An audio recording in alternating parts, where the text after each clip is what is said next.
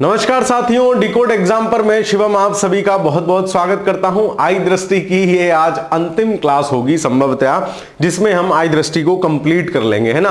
तो बहुत सारे टॉपिक हैं, स्पीड में इनको कवर अप करते चलते हैं। आपकी परीक्षा बिल्कुल निकट है। आप ये क्लास तब देखा करिए जब बिल्कुल आपका पढ़ने का मन ना हुआ करे, ताकि उस समय का भी सदुपयोग हो जाए। आज जो हम देखेंगे संधियां देख लेंगे, जो हुई है प्रमुख संगठन, विधि, प्रमुख दिवस और पुस्तकें विविध। यहां से 2 सवाल आपको इसी क्लास से पक्का कंफर्म मिलेंगे, है ना। चलिए तो शुरुआत करते हैं, ज्यादा समय ना गंवाते हुए। मुझे उम्मीद है आप लोग बेहतर तरीके से पढ़ रहे होंगे। लास्ट टाइम पे हाई यील्ड चीजों को रिवाइज करते रहिए, है ना, ताकि पेपर में आपकी चीजें जो टफ चीजें हैं वो सही हो, या जिनसे सवाल पूछे ही जाते हैं वो चीजें सही हो। फॉर एग्जांपल एसडीजी लक्ष्य हैं, संविधान संशोधन है, प्रमुख आर्टिकल्स हैं, मॉडर्न हिस्ट्री की क्रोनोलॉजी है, एंशिएंट इंडिया की क्रोनोलॉजी है, मिडिवल के बहुत सारे कुछ टॉपिक्स ऐसे हैं कि भाई कौन सी पोस्ट इत्यादि इत्यादि, वो सब पूछे जाते हैं। खैर चलिए तो शुरुआत करते हैं आज की क्लास की। प्रमुख संधि और समझौते, FSRI और MAA के मध्य समझौता। देखिए आज मैं बहुत इंपॉर्टेंट जो चीजें होंगी वही कराऊंगा, है ना, बाकी स्पीड में करते हुए निकलेंगे, ठीक है। खाद्य सुरक्षा के क्षेत्र में फूड सेफ्टी जो FSSAI है और MT ministry of agriculture and live stock ने ब्राजील के मध्य समझौता ज्ञापन हस्ताक्षरित किया। किसके लिए? खाद्य सुरक्षा के लिए। Very simple. 240 और दिसंबर के बाद की जो घटनाएं होंगी उनको मैं स्किप करता चलूंगा। 240 ALP 31 FP एरो इंजन खरीदने के लिए समझौता। रक्षा मंत्रालय ने सुखोई 30 MKI की अधिक लागत विमान के इन इंजनों को खरीदने के लिए HAL के साथ अनुबंध कर लिया है। तो HAL जो सुखोई वाले वो हैं इंजन, उनको देगा, कोई चीज में ऐसा महत्वपूर्ण नहीं है। NLFT और NTF के साथ शांति समझौता। केंद्रीय मंत्री अमित शाह की उपस्थिति में भारत सरकार ने त्रिपुरा सरकार, National Liberation Front of Tripura और All India Tripura Tiger Force के मध्य नई दिल्ली में समझौता ज्ञापन हो गया। ये अलगाववादी शक्तियां हैं, तो आपसे प्रश्न अगर पूछेगा तो ऐसे पूछ लेगा किस प्रदेश की, है ना, तो इनको याद रखना, ठीक है। चलिए, भारतीय नौसेना अर्थ मूवर्स लिमिटेड BEML के मध्य समझौता। दोनों के मध्य रक्षा क्षेत्र के समुद्री अनुप्रयोगों के विकास से संबंधित समझौता हुआ है। कुछ ऐसा महत्वपूर्ण नहीं है। भारत मालदीव के मध्य समझौता पूछा जा सकता है। दोनों देशों के बीच सिविल सेवा के अधिकारियों को प्रशिक्षित करने के संबंध में पूर्व हस्ताक्षरित समझौता ज्ञापन का नवीनीकरण हो गया। मालदीव अब हमसे कह रहा भैया नहीं सुन लो, गलती हो गई चाचा, अब नहीं करेंगे, है ना। चलो तो मालदीव के और किसके लिए? तो भारतीय जो सिविल सेवक है उनके प्रशिक्षण और उनके लिए समझौता। इसकी अवधि कब होगी? 5 साल, 24 से लेकर 29। याद रखना, करतारपुर कॉरिडोर का टाइम पीरियड भी 5 साल के लिए एक्सटेंड कर दिया गया है। श्री चित्रा तिरुनाल आयुर्विज्ञान और प्रौद्योगिकी संस्थान, विश्व स्वास्थ्य संगठन WHO के मध्य समझौता। दोनों के मध्य चिकित्सा उपकरणों के उत्पादन को लेकर समझौता हुआ है। तो इसमें क्या ही पूछा जाएगा? कोल इंडिया लिमिटेड, गेल इंडिया लिमिटेड के मध्य समझौता। इन दोनों के मध्य क्या समझौता हुआ है? दोनों के मध्य सरफेस कोल गैसिफिकेशन प्रौद्योगिकी, है ना, सरफेस कोल गैसिफिकेशन प्रौद्योगिकी का उपयोग करके कोयले से सिंथेटिक प्राकृतिक गैस, है ना, SNG संयंत्र स्थापित करने हेतु ऐतिहासिक संयुक्त उद्यम समझौता हुआ है। इस संयंत्र की स्थापना कोल फील्ड्स लिमिटेड पश्चिम बंगाल के रानीगंज क्षेत्र में करेगा। मतलब कोयले से सीधा ये बनाना सिंथेटिक प्राकृतिक गैस, तो महत्वपूर्ण है। नागालैंड सरकार SBI जनरल इंश्योरेंस के मध्य समझौता। दोनों के मध्य आपदा जोखिम हस्तांतरण पैरामीट्रिक बीमा समाधान के लिए समझौता हुआ है। इसी के साथ नागालैंड इसको लागू करने वाला भारत का पहला राज्य बन गया है। मतलब अगर कोई आपदा आती है तो SBI लाइफ इंश्योरेंस को सरकार पैसा दे रही है हर साल और उनसे समझौते करेगी। त्रिपुरा के साथ अलगाववादी शक्तियों के साथ समझौता हुआ है। तो ये दोनों बातें याद रखना। सवाल देख लो क्या है इनमें से कौन सही है। सरफेस कोल गैसिफिकेशन प्रौद्योगिकी का उपयोग करके कोयले से सिंथेटिक प्राकृतिक गैस संयंत्र स्थापित करने हेतु कोल इंडिया लिमिटेड और गेल, दोनों एक से नाम है, याद रखना, महत्वपूर्ण है ना। कोल और गेल के बीच समझौता हुआ है। पश्चिम बंगाल के रानीगंज में यह संयंत्र स्थापित किया जाएगा। आपदा जोखिम हस्तांतरण पैरामीट्रिक बीमा समाधान के लिए नागालैंड सरकार ने SBI जनरल इंश्योरेंस से समझौता किया है। बिल्कुल ठीक है। इसी के साथ नागालैंड DPRTT TPS को लागू करने वाला पहला राज्य बन गया है, इसलिए भी बात महत्वपूर्ण है। तो सभी कथन सही हैं। ऑप्शन नंबर D इस प्रश्न का सही उत्तर हो जाएगा। भारत सरकार विश्व बैंक के मध्य क्या समझौता हो गया? जैसे जो ग्रीन इकोनॉमी करके कुछ है, ग्रीन एग्रो ग्रीन करके कुछ है, उसके लिए उत्तर प्रदेश सरकार और विश्व बैंक के बीच समझौता हुआ है, वो भी चर्चा में है। खैर, भारत सरकार और विश्व बैंक के बीच समझौता केंद्रीय मंत्री नितिन गडकरी द्वारा दोनों के मध्य 4 राज्यों में 781 किलोमीटर की कुल लंबाई में हरित राष्ट्रीय राजमार्ग गलियारा परियोजना के निर्माण के लिए 500 मिलियन अमेरिकी डॉलर के समझौते की बात हुई है। कितने राज्यों में? 4 राज्यों में 781 किलोमीटर लंबाई का हरित राजमार्ग। ठीक है, तो 4 राज्यों में बनेगा। 4 राज्य कौन कौन से हैं? हिमाचल, राजस्थान, उत्तर प्रदेश और आंध्र प्रदेश। ध्यान रखना, हिमाचल, उत्तर प्रदेश और राजस्थान बगल के हैं, आंध्र प्रदेश दूर का है, तो दिमाग में रखना ये बात। ठीक है, रक्षा मंत्रालय, उत्तर प्रदेश एक्सप्रेसवे औद्योगिक विकास प्राधिकरण यूपीडीई के मध्य समझौता है ना, यूपीडा बोलते हैं इसको। दोनों के द्वारा उत्तर प्रदेश रक्षा औद्योगिक गलियारे के तहत 3 अत्याधुनिक परीक्षण सुविधाएं स्थापित करने के उद्देश्य से समझौता ज्ञापन पर हस्ताक्षर हुए हैं। इस समझौते के तहत लखनऊ में यांत्रिक एवं सामग्री क्षेत्र में एक केंद्र तथा कानपुर में 2 केंद्र, तो एक लखनऊ में खुलेगा, एक कानपुर में। किस लिए? जो मतलब एक्सप्रेस वे के साइड में रक्षा मंत्रालय के प्रोडक्शन के लिए। ठीक है, चलिए, तो सवाल आ गया, रक्षा मंत्रालय उत्तर प्रदेश सरकार एक्सप्रेस वे प्राधिकरण के बीच 3 परीक्षण सुविधाएं स्थापित करने के उद्देश्य तो 3 होंगे, एक लखनऊ में, एक लखनऊ में और 2 एक केंद्र कानपुर में, और इस समझौते के तहत लखनऊ में यांत्रिक क्षेत्र में 1 केंद्र और कानपुर में 2 केंद्र। ठीक है, इस समझौते के तहत तीनों परीक्षण सुविधाएं कानपुर में नहीं, एक लखनऊ में, 2 कानपुर में, तो क्या हो जाएगा? ऑप्शन नंबर 1 सही है, केवल ए। ठीक है, भारतीय मानक ब्यूरो BIS, मुझे पता है मैं स्पीड में चल रहा हूं लेकिन चलना पड़ेगा। BIS गोविंद बल्लभ पंत कृषि प्रौद्योगिकी विश्वविद्यालय GBPTU के मध्य समझौता, दोनों के मध्य भारत में अपनी तरह के पहले मानवीकृत कृषि प्रदर्शन फार्म के विकास के लिए समझौता ज्ञापन हुआ है। किस किस के बीच में? तो ये जो वल्लभ भाई पटेल का गोविंद बल्लभ पटेल विश्वविद्यालय और भारतीय मानक ब्यूरो। सांस्कृतिक संपदा समझौता, विश्व धरोहर समिति की 46वीं बैठक कहां हुई? 46वीं बैठक भारत और अमेरिका द्वारा भारत मंडपम नई दिल्ली में हुई है। यह ध्यान रखना, विश्व धरोहर समिति, इसी में जो है वो मुइद्दम्स जो है असम वाले, उनको नॉमिनेट किया गया था। पहली बार इस समझौते पर हस्ताक्षर हुए हैं अमेरिका और उन्होंने, मतलब आपस में साझेदारी करके संस्कृति को कैसे संरक्षण किया जाए। उत्तर प्रदेश पर्यटन विभाग मेक माई ट्रिप के मध्य समझौता, तो यूपी पर्यटन विभाग और MMT मेक माई ट्रिप दोनों के मध्य समझौता ज्ञापन पर हस्ताक्षर हुए। क्या समझौता हुआ है? इस रणनीतिक साझेदारी का उद्देश्य उत्तर प्रदेश में आने वाले पर्यटकों के लिए अधिक जानकारीपूर्ण और आनंददायक यात्रा का अनुभव बनाना और विशेषज्ञता का लाभ उठाना है। तो उत्तर प्रदेश सरकार ने पर्यटन को बढ़ाने के लिए आपसे पूछ लेगा निम्न में से किस वेबसाइट के साथ समझौता किया है? तो MMT मेक माई ट्रिप। ग्रामीण विकास मंत्रालय कन्वर्जेंस एनर्जी सर्विसेज लिमिटेड के मध्य समझौता, दोनों के द्वारा दीनदयाल उपाध्याय अंत्योदय योजना राष्ट्रीय ग्रामीण आजीविका मिशन के अंतर्गत स्वयं सहायता समूह की महिलाओं के लिए इलेक्ट्रिक साइकिलों के माध्यम से ग्रामीण उद्यमों के लिए टिकाऊ परिवहन स्त्री, इसका पूरा नाम है स्त्री, की सुविधा प्रदान करने के उद्देश्य से समझौता प्रदान किया है। किसने? ग्रामीण विकास मंत्रालय और जो है कंजर्वेंस सर्विसेज एनर्जी लिमिटेड के मध्य। 350वां IDEX समझौता, ये क्या है? IDEX। देखो, रक्षा मंत्रालय की प्रमुख पहल रक्षा उत्कृष्टता के लिए नवाचार IEDX द्वारा दिल्ली में 350वां अनुबंध किया गया। यह अनुबंध 150 किलोग्राम तक के, जो महत्वपूर्ण होगा खुद बता दूंगा कि इसको ध्यान रखना, परेशान मत हो, सुनते रहो बस, किलोग्राम तक के इलेक्ट्रो ऑप्टिकल इंफ्रारेड सिंथेटिक ये रडार पेलोड ले जाने में सक्षम, कोई दिक्कत नहीं। आगे चलते हैं। Do green power corporation DGPC के साथ समझौता, अडानी ग्रुप के चेयरमैन गौतम अडानी द्वारा भूटान के प्रधानमंत्री शेरिंग तोबगे से मुलाकात के बाद भूटान के चुखा प्रांत में 570 megawatt green hydrogen power plant. तो आपसे पूछेगा हाल ही में भूटान के साथ किस ग्रुप का समझौता हुआ है ग्रीन हाइड्रोजन प्लांट लगाने के लिए? तो आपको याद रखोगे अडानी ग्रुप का। ठीक है, ये ध्यान रखना, भूटान और Adani group. NCPCI international payment corporation, वही जो आपका भीम वगैरह चलाती है। Central reserve bank of Peru के मध्य समझौता, यानी NPCI जो है, और सेंट्रल बैंक ऑफ पेरू, तो ये याद रखना कहां का central bank? Central bank of Peru, जैसे भारत का RBI। इन दोनों के बीच क्या समझौता हुआ है?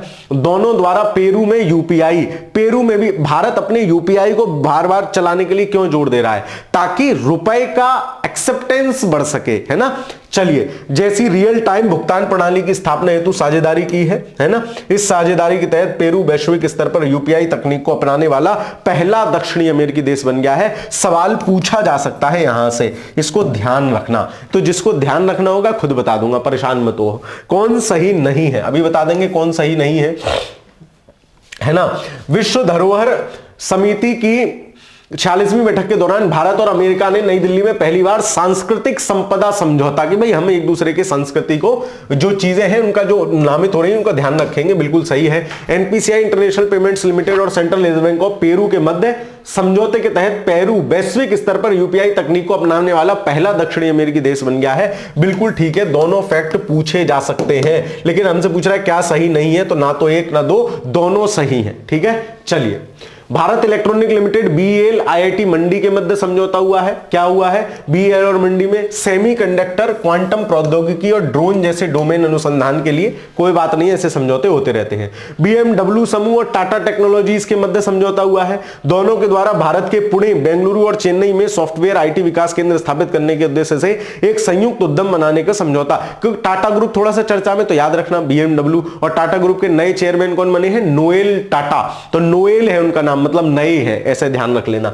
चलिए, एलओसी समझौता गुयाना द्वारा 2 डोर्नियर 228 विमानों की खरीद हेतु भारत के साथ इस समझौते पर हस्ताक्षर हुए, तो ध्यान रख सकते हो एलओसी विमान कौन सा है? डोर्नियर 228 है ना। चलिए, गुयाना है ना। चलो, भारत सिंगापुर के मध्य समझौता। सिंगापुर सबसे ज्यादा विदेशी निवेश भारत को भेजने वाला देश है। दोनों देशों के मध्य विधि एवं विवाद समाधान के क्षेत्र में सहयोग संबंधित समझौता ज्ञापन हुआ है कि अगर कोई विधि संबंधित कोई समस्या आएगी तो हम आपसे पूछेंगे। ठीक है, चलिए। भारत के राष्ट्रपति की मॉरीशस यात्रा। इन मॉरीशस यात्रा के दौरान भारत के राष्ट्रपति को फैक्ट जो आपको याद रखना है, लॉ की एक डिग्री प्रदान की गई है ना। तो द्रौपदी मुर्मू ने यात्रा, याद रखना, मॉरीशस की है। प्रधानमंत्री प्रविंद कुमार जगन्नाथ की उपस्थिति में 4 समझौते पर साइन हुए। इन समझौतों में क्या है? अंतरराष्ट्रीय वित्तीय सहयोग सेवा वो प्राधिकरण, लोक सेवा आयोग है ना, मॉरीशस लोक सेवा आयोग, और कहां के सीख रहे थे?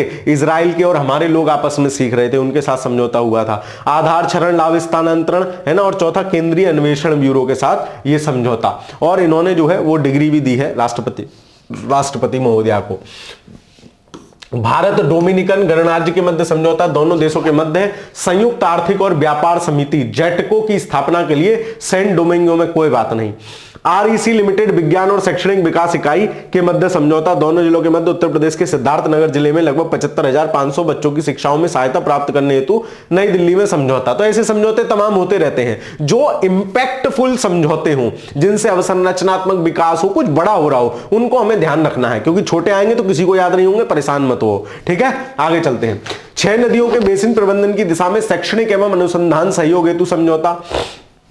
जल शक्ति मंत्रालय और 12 तकनीकी शिक्षा संस्थानों के मध्य समझौता हुआ है। 6 नदियां कौन कौन सी हैं? महानदी, गोदावरी, कृष्णा, कावेरी, नर्मदा और पेरियार। एक खाली इधर की बाहनी नदियां हैं, बाकी सारी उस साइड वाली नदियां हैं, तो ये याद रखोगे। और इनका क्रम भी यही है, एम-जी, महानदी, गोदावरी, के, कृष्णा, कावेरी, उत्तर से दक्षिण, ये भी पूछा जाता है ज्योग्राफी में। NTPC Green Energy Limited, Andhra Pradesh Industrial Infrastructure Corporation के मध्य समझौता। दोनों के मध्य भारत के सबसे बड़ा हरित हाइड्रोजन उत्पादन केंद्र स्थापित करने हेतु भूमि पट्टा समझौता हुआ है। यह केंद्र आंध्र प्रदेश के विशाखापत्तनम में बनेगा। अब क्यों महत्वपूर्ण है? सबसे बड़ा हरित हाइड्रोजन केंद्र है, विशाखापत्तनम आंध्र प्रदेश में बनाया जाएगा। और किससे समझौता हुआ है? एनटीपीसी और आंध्र प्रदेश गवर्नमेंट का, तो दिमाग में रख लेना इस बात को।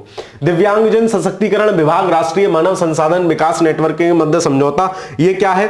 दोनों के मध्य दिव्यांगजनों को रोजगार के अधिक अवसर मुहैया कराने हेतु, मिलकर काम करने हेतु ऐतिहासिक समझौता किया गया है, कोई बात नहीं है। ठीक है, चलिए। भारत अर्जेंटीना के मध्य समझौता।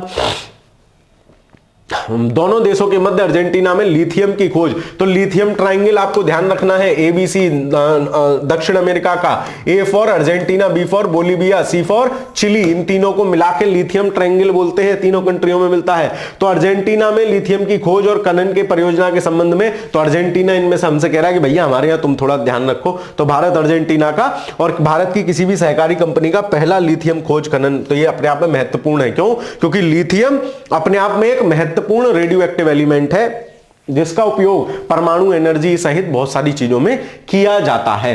विश्व स्वास्थ्य संगठन WHO, आयुष मंत्रालय के मध्य समझौता क्या हुआ है? दोनों के मध्य स्विट्जरलैंड के जिनेवा में आयोजित एक कार्यक्रम के दौरान पारंपरिक और पूरक चिकित्सा परियोजना सहयोग समझौता हस्ताक्षरित हुआ है। इस साझेदारी के तहत WHO, आयुष मंत्रालय के सहयोग से पारंपरिक चिकित्सा वैश्विक रणनीति 2024-25 तैयार करेगा। ठीक है, चलिए। पहले भारतीय तटरक्षक प्रशिक्षक पोत का वो, तो रक्षा मंत्रालय के तहत, कोई बात नहीं, अक्टूबर की पिछले साल की घटना हो गई, कोई दिक्कत नहीं है। कौन सा सही है? भारत का सबसे बड़ा हरित हाइड्रोजन उत्पादन केंद्र मैंने बताया, ध्यान रखना एनटीपीसी और आंध्र प्रदेश के बीच समझौता हो रहा है, ठीक है।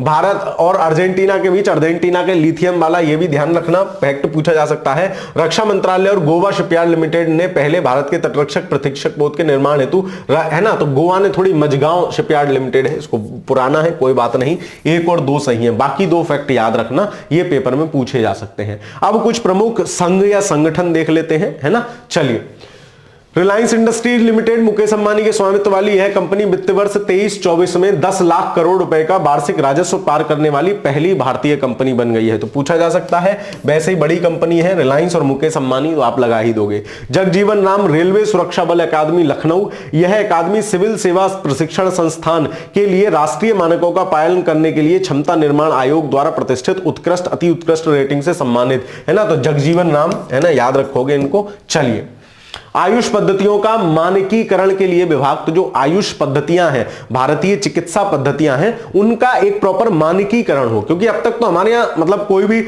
सड़क चलता आदमी तुम्हें इतनी बढ़िया दवाई दे देगा कि तुमको जो है समझ में नहीं आएगी, जड़ी बूटी ऐसी दे देगा, तो उनका मानकीकरण नहीं है, प्रॉपर उनका वो नहीं है, इसलिए तो भारतीय मानक ब्यूरो द्वारा एक समर्पित मानकीकरण विभाग की स्थापना की गई है। दूरसंचार विभाग डीओटी के 3 प्रशिक्षण संस्थानों का विलय, तो National Telecommunication Institute for Policy Research, Innovation and Training, National Institute for Communication Finance and balance, इन तीनों का मिलन हो गया है, कोई बात नहीं। केंद्रीय आयुर्वेदिक विज्ञान अनुसंधान परिषद, भारतीय राष्ट्रीय भारतीय चिकित्सा संपदा संस्थान, है ना, ये क्या है, WHO द्वारा यह भारतीय संस्थान पारंपरिक चिकित्सा में मौलिक और साहित्यिक अनुसंधान केंद्र के रूप में नामित, तो ठीक है, कोई बात नहीं, है ना।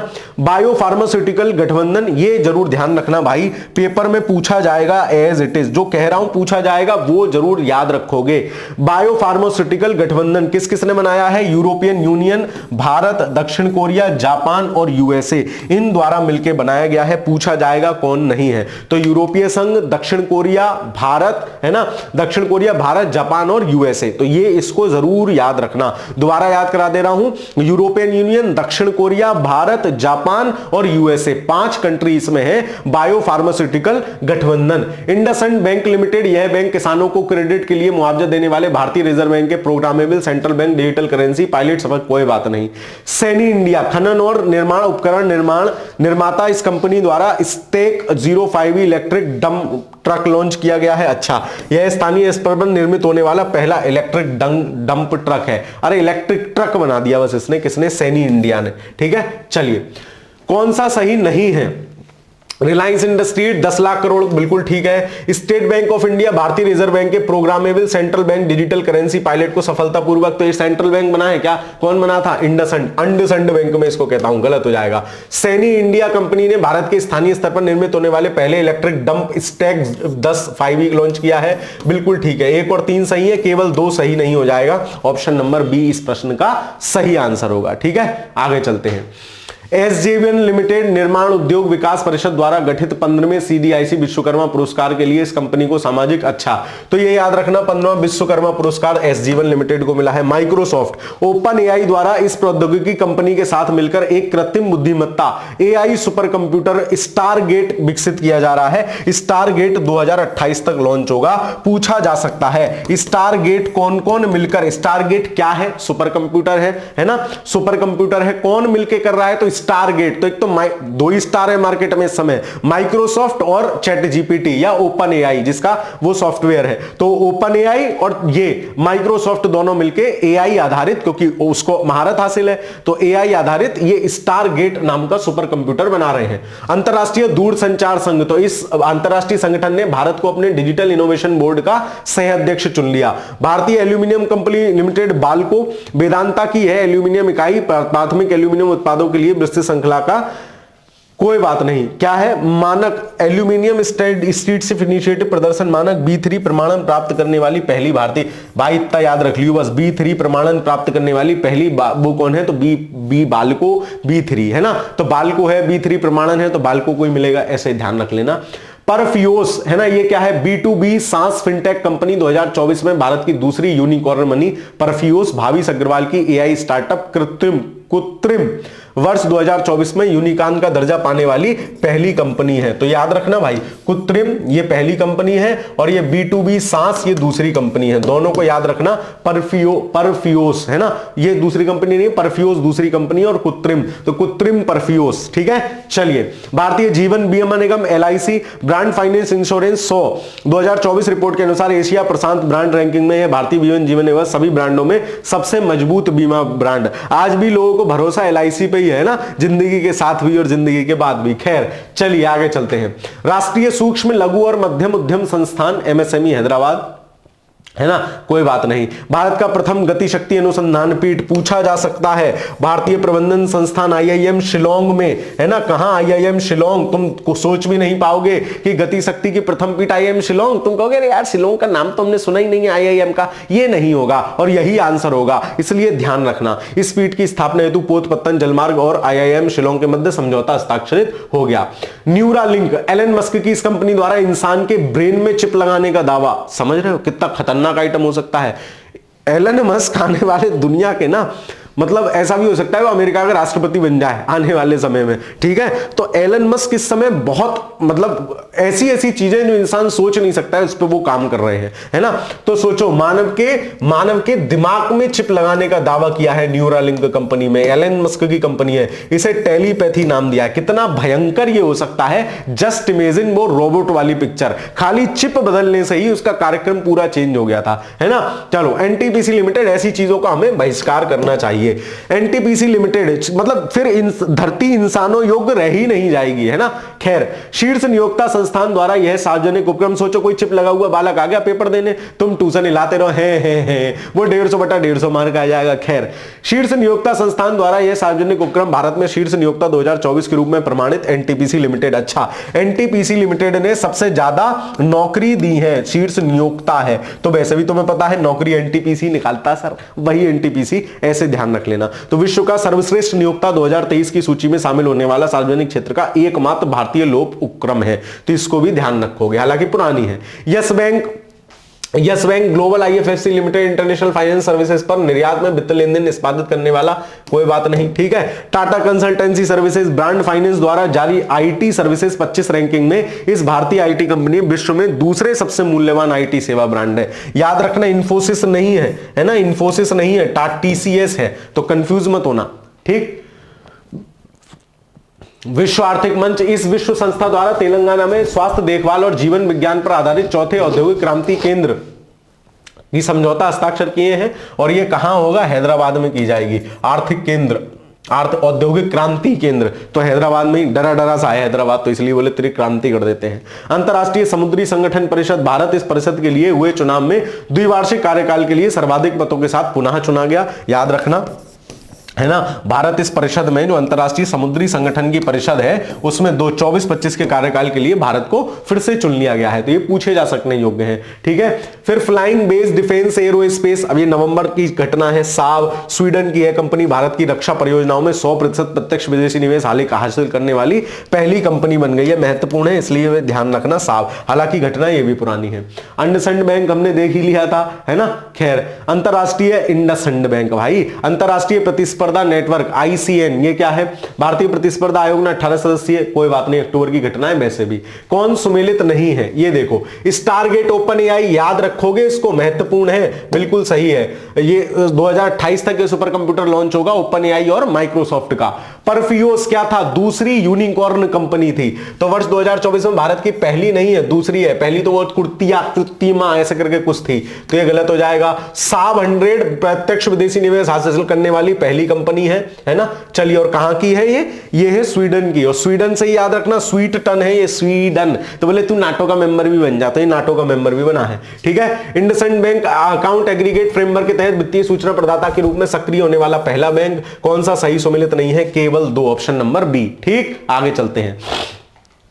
क्या है, कौन सही है? यूरोपीय संघ, भारत और दक्षिण कोरिया, जापान, संयुक्त राज्य अमेरिका, इसको फैक्ट को भी भूलना मत। इसने क्या किया है, बायो फार्मास्यूटिकल गठबंधन बनाया, बिल्कुल ठीक है। भारत एल्यूमिनियम भारत एल्यूमिनियम, बाल्को ने B3 वाली पहली कंपनी, तो B3 सर्टिफिकेट बाल्को, मैंने आपको इतना ध्यान लगा दिया था, ऐसे याद रख लेना। Yes bank international trade finance services platform पर नियत वित्त लेन देन निष्पादित करने वाला पहला भारतीय बैंक बना है, यह भी ठीक है। अभी हम पीछे देख के आए, तीनों सही। हमसे पूछा है कौन सही है, सभी, है ना। अगला देख लेते हैं कौन सही नहीं है।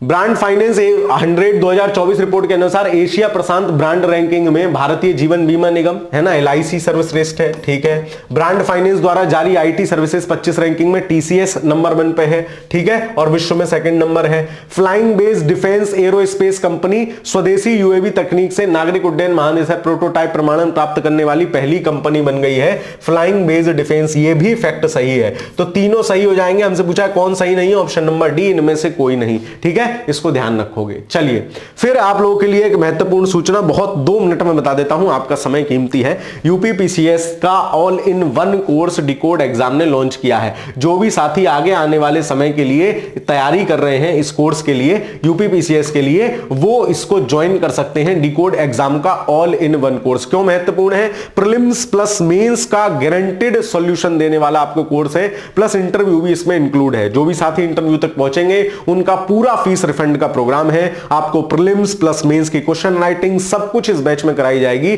सबसे बड़ी विशेषता जो ऑनलाइन कोर्सेज में नहीं होती है इसमें है, आपको पहले से ही पूरा प्री शेड्यूल दिया गया है, कब कब किस विषय की क्लास होंगी, कितनी कक्षाएं होंगी, कौन अध्यापक पढ़ाएगा, क्या क्या टॉपिक पढ़ाएगा, जो अपने आप में इस कोर्स को एक बेहतरीन कोर्स बनाता है। आप अधिक जानकारी के लिए इन नंबरों पर भी कॉल कर सकते हैं, आपको यहां से बेहतर तरीके से बता दिया जाएगा कि इस कोर्स का प्रॉपर डिटेलिंग है क्या, ठीक है। चलिए अभी आप अपने प्रीलिम्स पर फोकस कीजिए। अगला देखते हैं विधि और न्याय से रिलेटेड।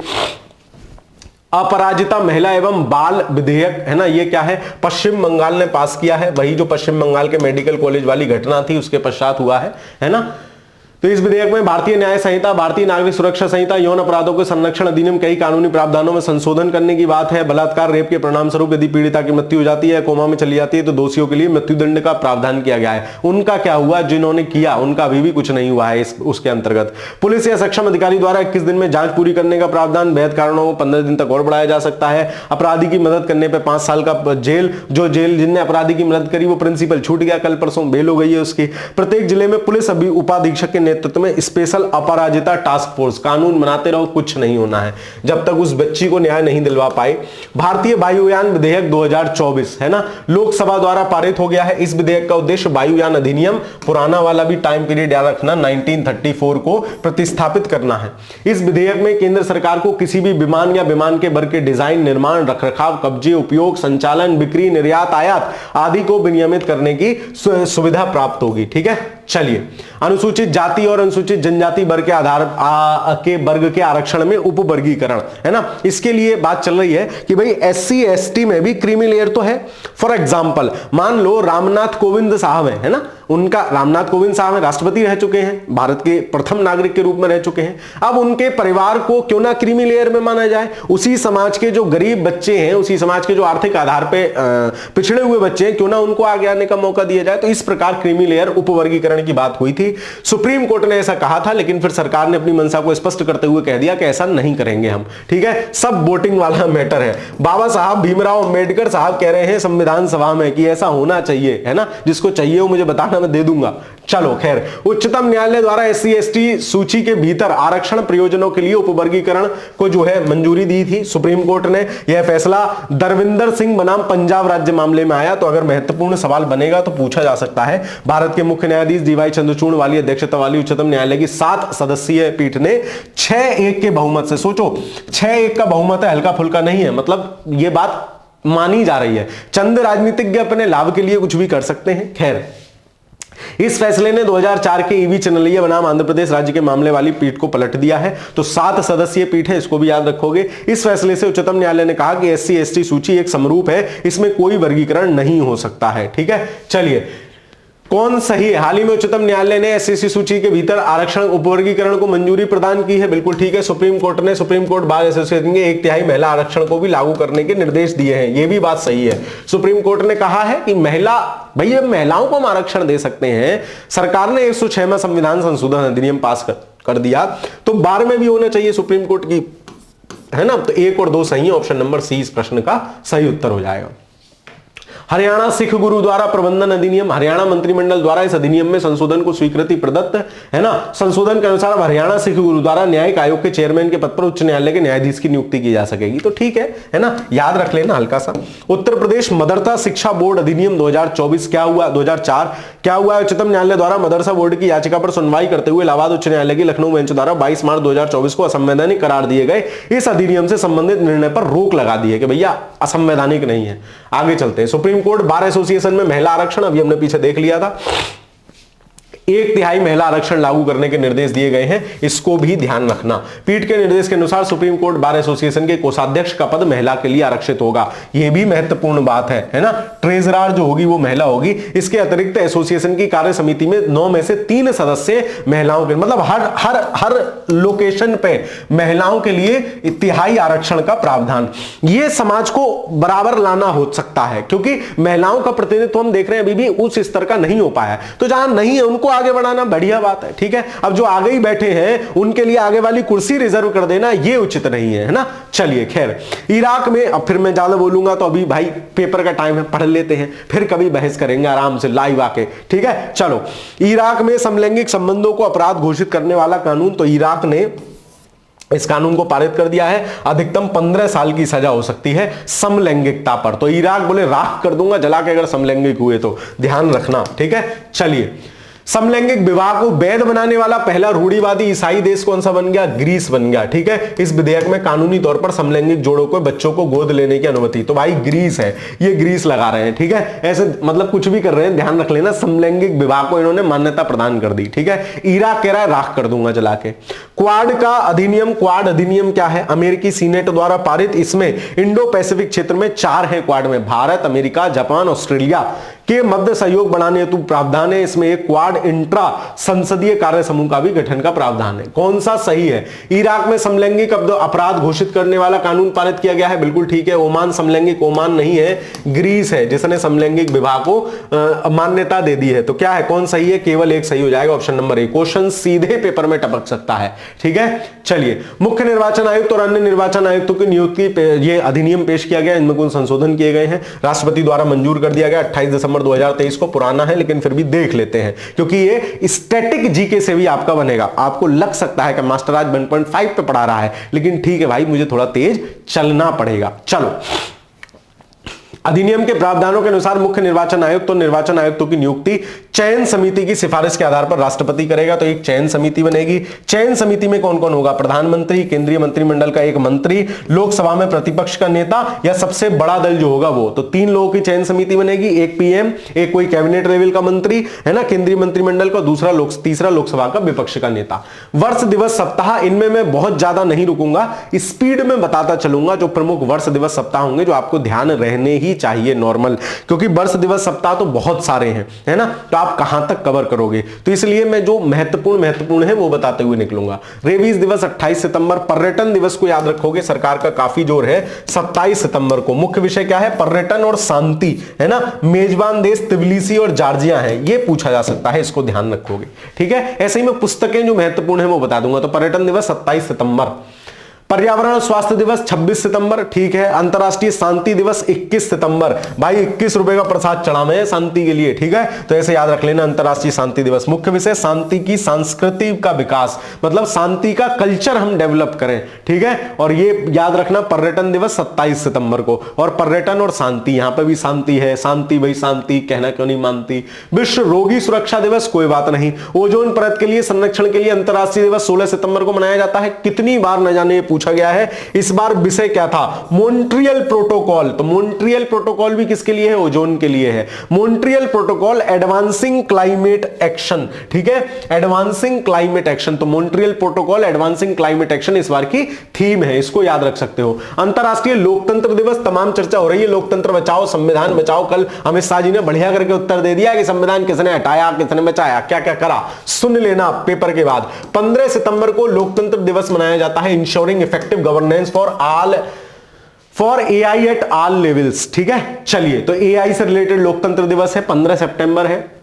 अंतरराष्ट्रीय साक्षरता दिवस 8 सितंबर। राष्ट्रीय खेल दिवस 29 अगस्त को मनाया जाता है और हॉकी के जादूगर मेजर ध्यानचंद की जयंती पर मनाया जाता है, ठीक है। और खेल का सर्वोच्च पुरस्कार भी उन्हीं के नाम पर दिया जाता है। तो खेल दिवस कब? 29 अगस्त को मनाया जाता है मेजर ध्यानचंद पर। जल सप्ताह 25 से 29 अगस्त को मनाया गया है। पहला राष्ट्रीय अंतरिक्ष दिवस महत्वपूर्ण है, पूछा जा सकता है पेपर में, जितना गोला बनाओ बना लो, क्योंकि पहला राष्ट्रीय अंतरिक्ष दिवस है। और किसके उस पर बनाया है? इसकी तिथि क्या है? 23 अगस्त 2024 को बनाया है।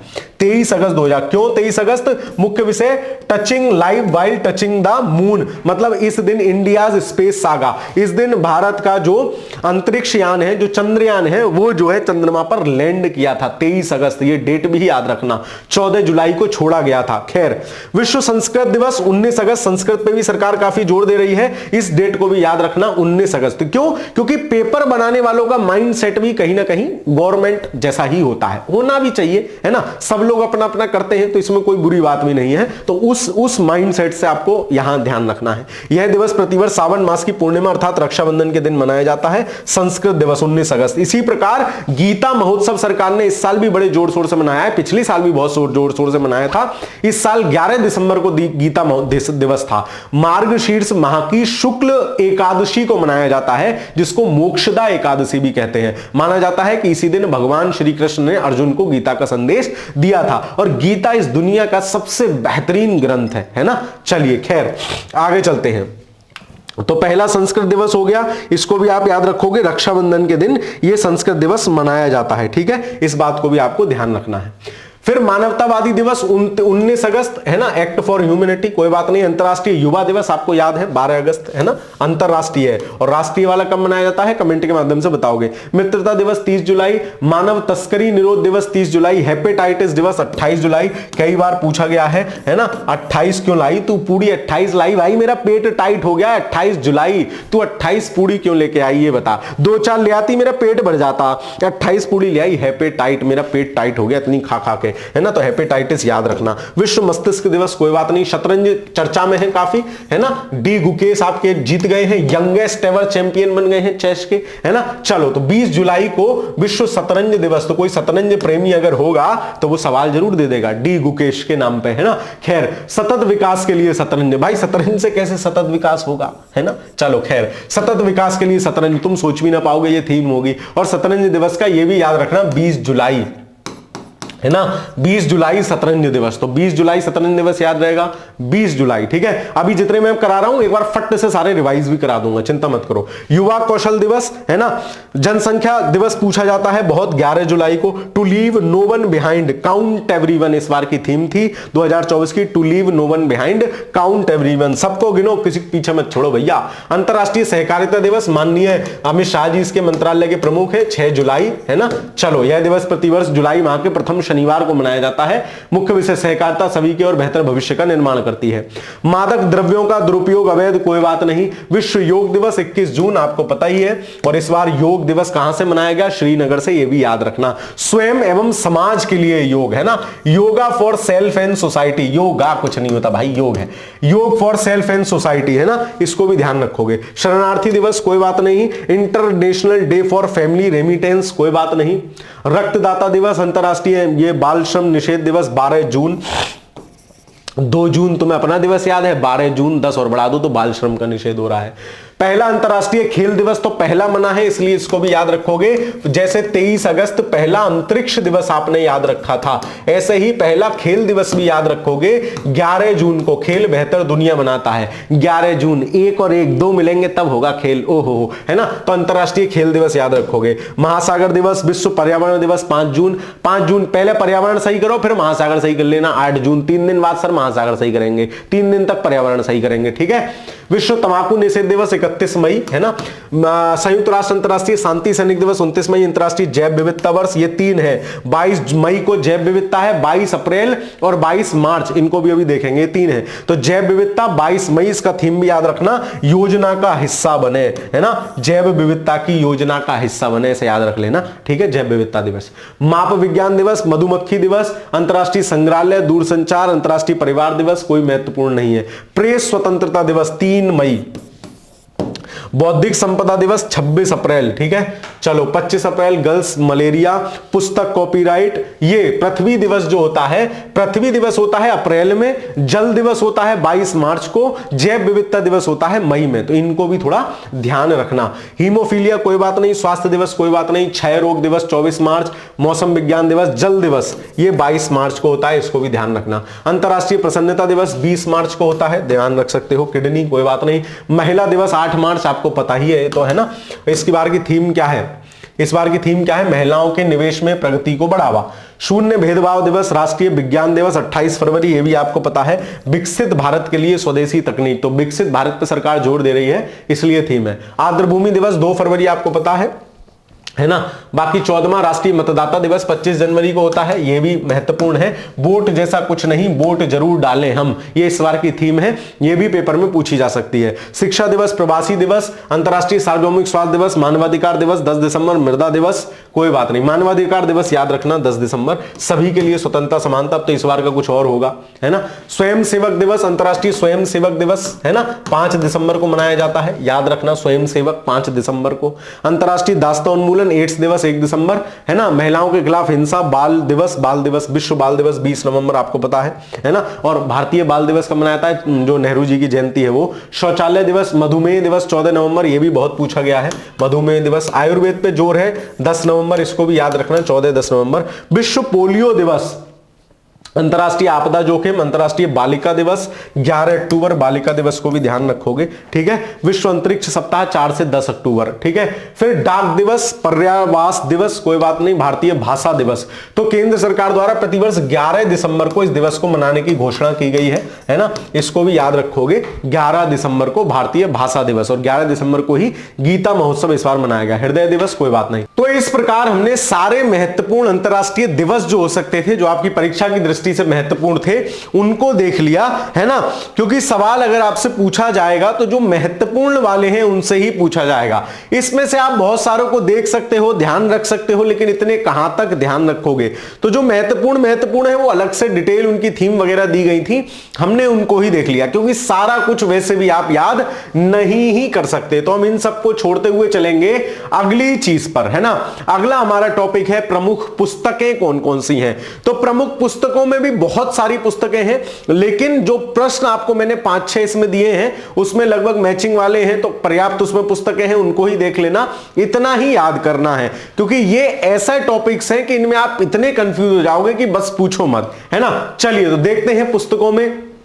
अब देखो, जो महत्वपूर्ण है ना, वो खुद इन्होंने उसी स्वरूप में दिए हैं। भारत के 75 महान क्रांतिकारी डॉक्टर भीम सिंह, भीम जैसे 75 क्रांतिकारी हुए थे भाई, ऐसे याद रख लेना। चलो, India @100 envisioning tomorrow's economic powerhouse, तो कृष्णमूर्ति सुब्रमण्यम, ठीक है, इकोनॉमिस्ट है, तो इन्होंने लिखा है इंडिया @100 100 साल पे हम किस तरीके से होंगे। कॉल ऑफ द गिर, परिमथ नाथ बानी, है ना। गिर में क्या मिलते हैं, गिर अभ्यारण्य, गिर में शेर वगैरह मिलते हैं, तो नाथ बानी उनसे कह रहे हैं भाई उनसे मत मिलवाना हमें, है ना। नाथ बानी ऐसे याद रख लेना। The Gandhian states of Bihar, Nitish Kumar, Ashok Chaudhary और सांभवी चौधरी, तो ये बिहार की दृष्टि से महत्वपूर्ण है, यूपी में पूछे जाने की संभावना कम है। Modi the governance triumphs, reshaping India's path to prosperity, सरकार के पक्ष में लिखी हुई किताब है, पूछी जा सकती है। तरुण चुग, है ना, कैसे भी याद कर लेना भाई, सरकार की चुगरे, है ना। चलो, Modi the government triumphs reshaping India part 2 prosperity, इसको याद कर सकते हो, ठीक है। फिर breaking rocks and barriers, memoirs of the geologist and mountaineer, कोई बात नहीं। फिर द लाइब्रेरियन अमांडा घोष, है ना, that librarian. The golden road how ancient India transform the world, ये पुस्तक बड़ी फेमस है, ये पुस्तक बहुत हिट हुई है ना, आते भी की है।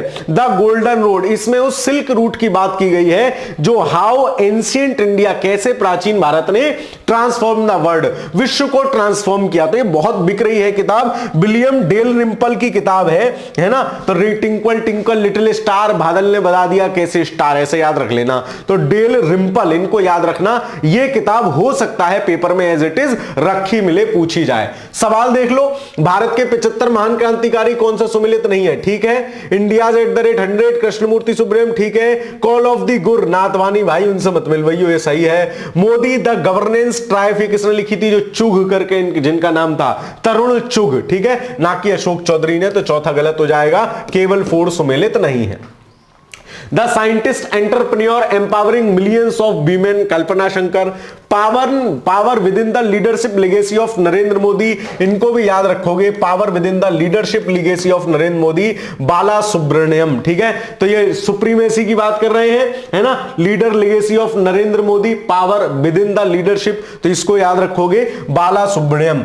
एड फाइट्स ए होम, आलिया भट्ट, क्योंकि ये देखो, या तो किताब फेमस हो या लिखने वाला व्यक्ति फेमस हो, वो ध्यान रखने योग्य है।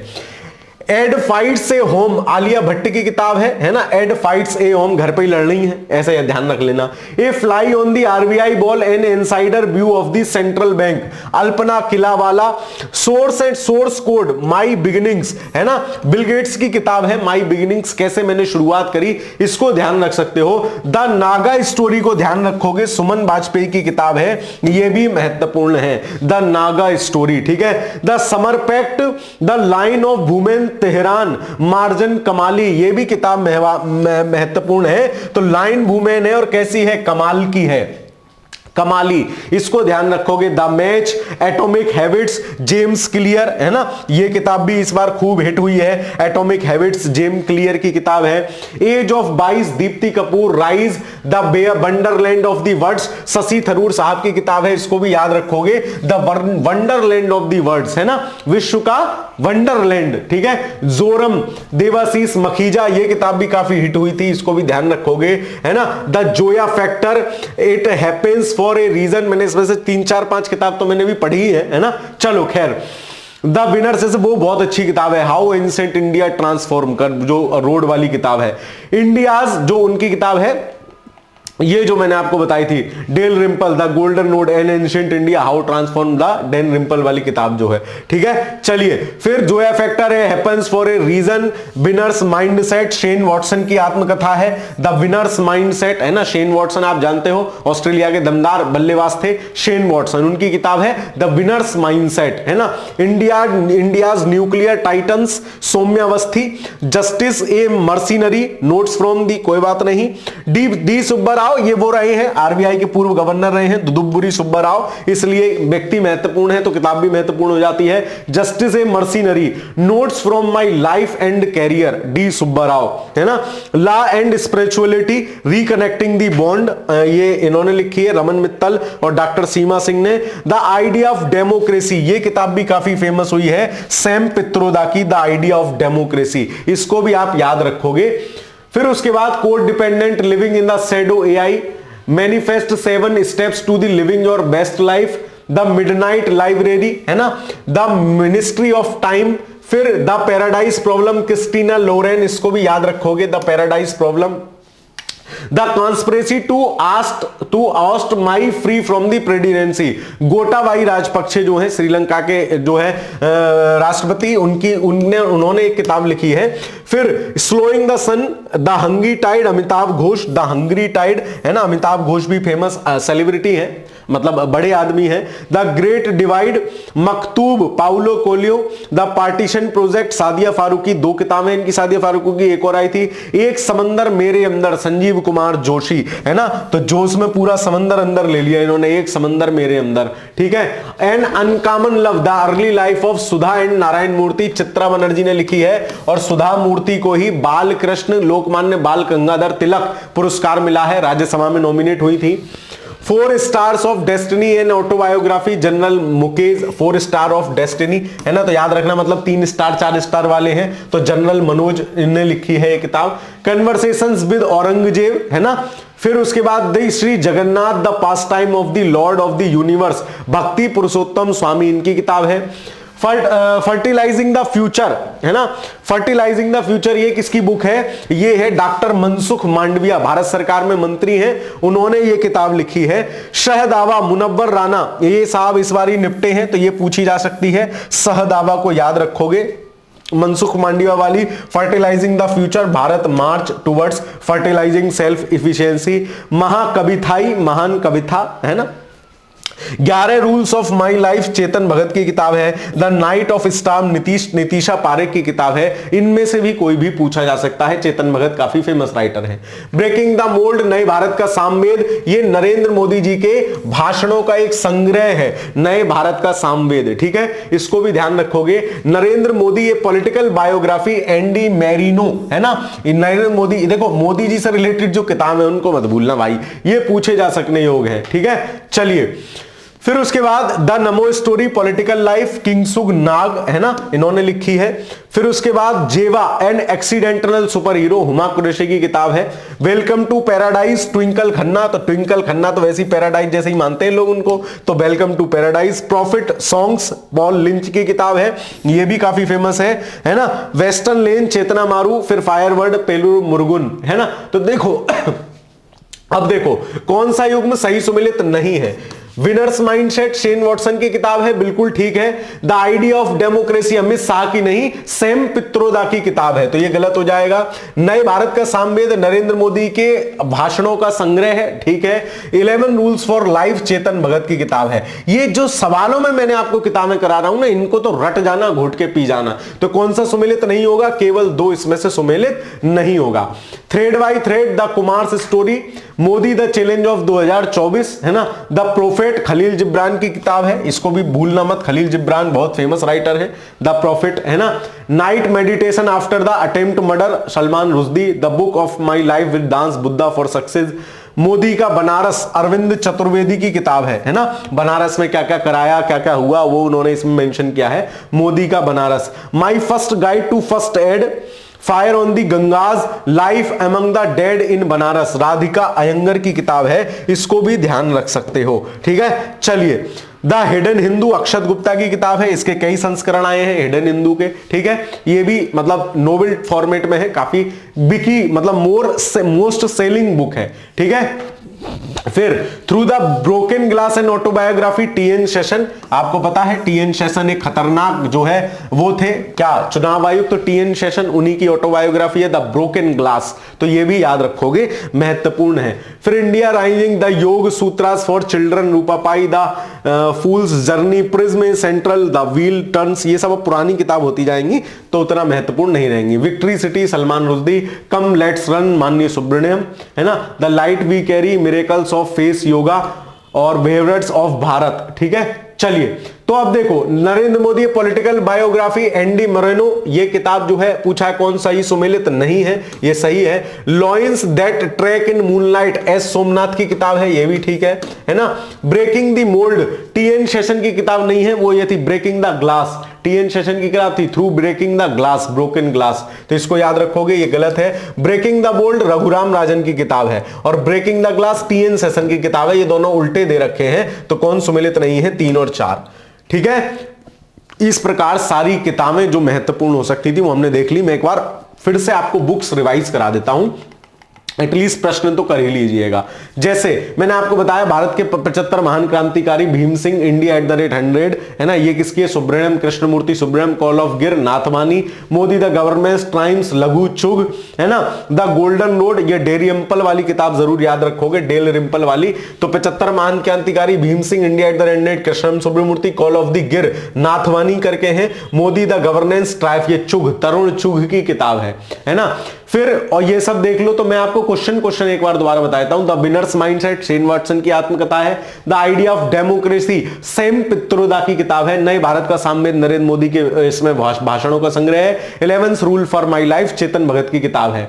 फिर हमने देखा था ये खलील जिब्रान वाली किताब भी याद रखना, द प्रॉफिट खलील जिब्रान, ठीक है। फिर Narendra Modi political biography Andy Marino, ठीक है। The lion's that track moonlight S Somnath की किताब है। एस सोमनाथ जो इसरो के पूर्व हेड थे वो। Breaking the mould T N Seshan की नहीं, breaking the mould Raghuram Rajan की किताब है। टीएन सेशन की कौन सी किताब है? Through the broken glass. तो ये भी चारों याद रखना, ठीक है। चलिए अब हम आ जाते हैं विविध पे। विविध में क्या क्या पूछा है? विविध वाले जो चीजें हैं ना, इसमें महत्वपूर्ण फैक्ट्स छुपे हुए हैं, इसको मत छोड़ना, इसको पूरा कर लेना, ठीक है। चलिए, भारत जल सप्ताह कब मनाया गया है? 17 से 20 सितंबर को भारत मंडपम नई दिल्ली में समावेशी जल विकास और प्रबंधन के लिए साझेदारी और सहयोग, partnership for carbon accounting financials, union bank of India इस पर हस्ताक्षर करने वाला पहला भारतीय बैंक बन गया है ना। यूनियन बैंक ने इस पे साइन करे हैं सबसे पहले।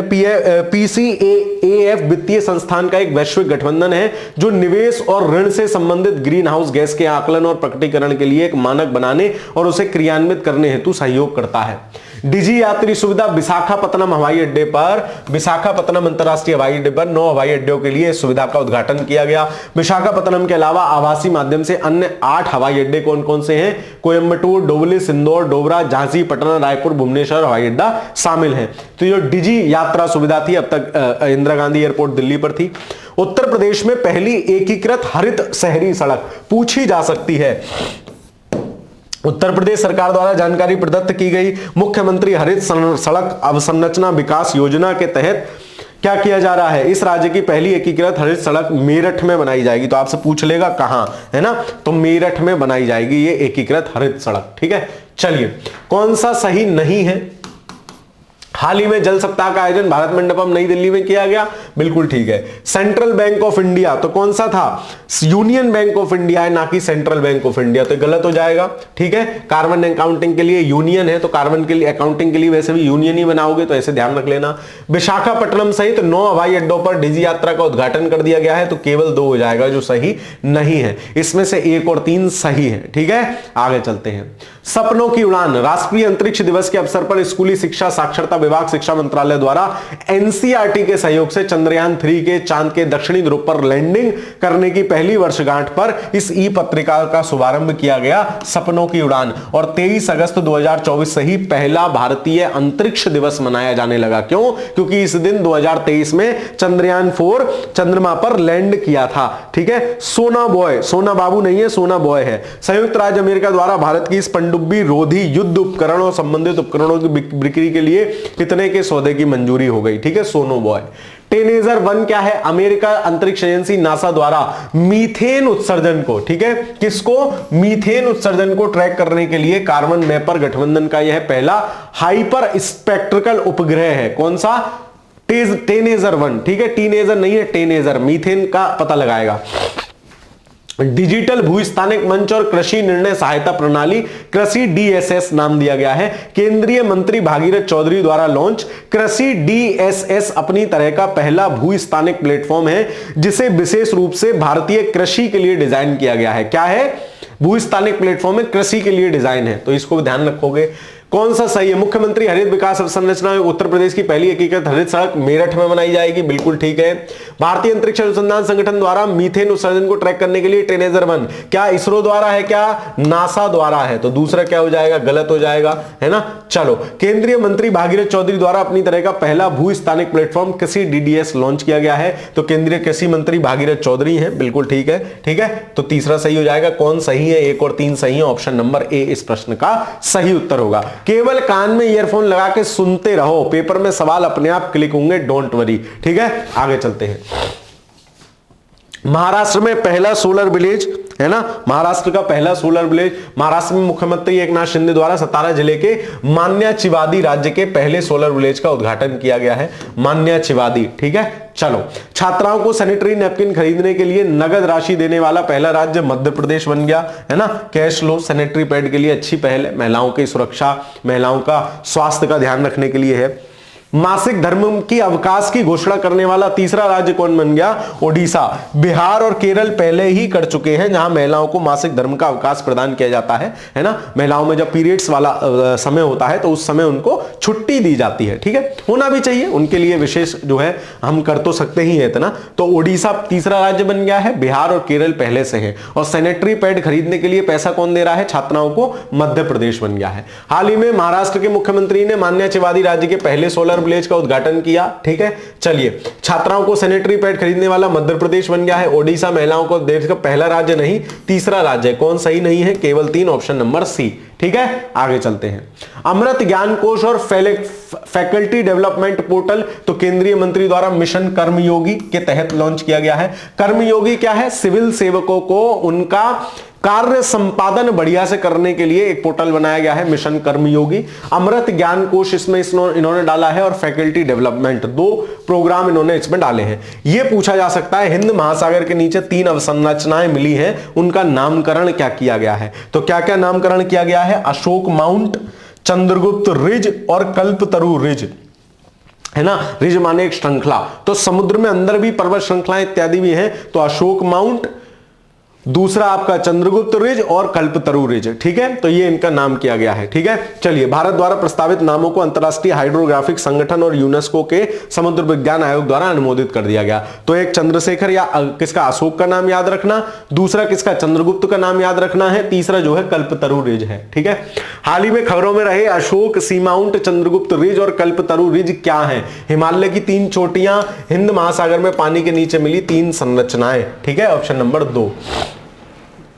भारत का पहला 24 घंटे चलने वाला अनाज एटीएम अन्नपूर्ति पूछा जा सकता है कहां? तो ओडिशा के भुवनेश्वर में इसका भुवनेश्वर के मंचेश्वर में इसका उद्घाटन हुआ है। साथ ही याद रखना कि 2025 वाला भारतीय प्रवासी दिवस कहां मनाया जाएगा? भुवनेश्वर में। यह भी फैक्ट याद रखना। और अन्नपूर्ति एटीएम, तो बोले भाई साहब प्रवासी दिवस मनाने जा रहे हो, अन्नपूर्ति भी नहीं कराओगे?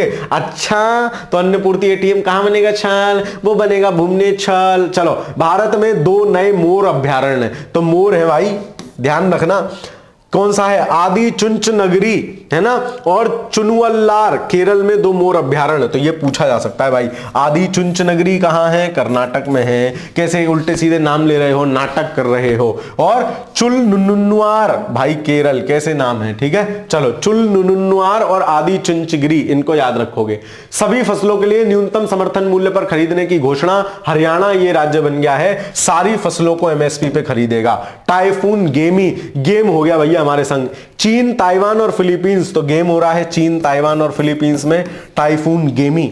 विश्व की पहली वाणिज्यिक कार्बन फाइबर सबवे ट्रेन, चीन द्वारा इसका अनावरण किया गया है। ठीक है, इसको सेट्रोवो 1.0 नाम दिया गया है। तो ये क्या है? ये है कार्बन फाइबर सबवे ट्रेन, सेट्रेवो 1.0। सवाल देख लेते हैं। जितेंद्र सिंह द्वारा मिशन कर्मयोगी के तहत अमृत ज्ञान कोश फैकल्टी डेवलपमेंट पोर्टल, ठीक है। ओडिशा के भुवनेश्वर में 24 घंटे चलने वाला अनाज एटीएम, ठीक है। उत्तर प्रदेश की सभी फसलों को, नहीं भाई यूपी नहीं है, कौन है? हरियाणा, मारा हरियाणा।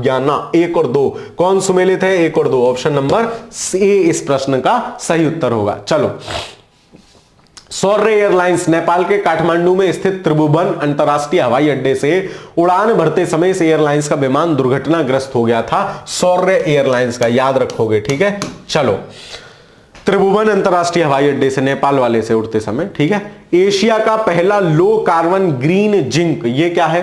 हिंदुस्तान जिंक लिमिटेड द्वारा लॉन्च इस बॉन्ड का नाम इकोजोन है, जो जीवन चक्र मूल्यांकन के माध्यम से एक प्रसिद्ध वैश्विक स्थिरता परामर्श फर्म द्वारा लो कार्बन जिंक के रूप में, कोई बात नहीं। जलवायु वित्त कार्यवाही कोष, ये क्या है? अजरबैजान द्वारा विकासशील देशों में जलवायु कार्यवाही परियोजनाओं में निवेश करने के लिए प्रारंभिक $1 बिलियन का यह कोष लॉन्च किया गया है। किसने लॉन्च किया है? अजरबैजान, ठीक है, अजरबैजान। तो इसको याद रखोगे। तो जलवायु वित्त कार्यवाही कोष है, विकासशील देशों में जलवायु जो पॉजिटिव योजनाएं हैं उनमें निवेश करने हेतु, है ना। राष्ट्रीय स्वयंसेवक संघ आरएसएस, केंद्र सरकार ने सरकारी कर्मचारियों पर इसकी गतिविधियों में भाग लेने पर लगे प्रतिबंध को हटा लिया है। पहले सरकारी कर्मचारी आरएसएस की गतिविधियों में भाग नहीं ले सकते थे, लेकिन सेंट्रल गवर्नमेंट ने हटा लिया है। 1966 में तत्कालीन प्रधानमंत्री इंदिरा गांधी के शासनकाल के दौरान यह प्रतिबंध लागू किया गया था। तो जब उन्होंने विरोधियों पर लागू कर दिया, अब उन्होंने हटा दिया, ठीक है। इसको भी ध्यान रखोगे। चलिए, सेंट्रेवो 1.0 कौन सम्मिलित रही है? विश्व की पहली कार्बन फाइबर सबवे ट्रेन, बिल्कुल ठीक है। सौर एयरलाइंस, नेपाल एयरलाइंस का दुर्घटनाग्रस्त वाहन, बिल्कुल ठीक है। इकोजन, एशिया का पहला लो कार्बन ग्रीन जिंक।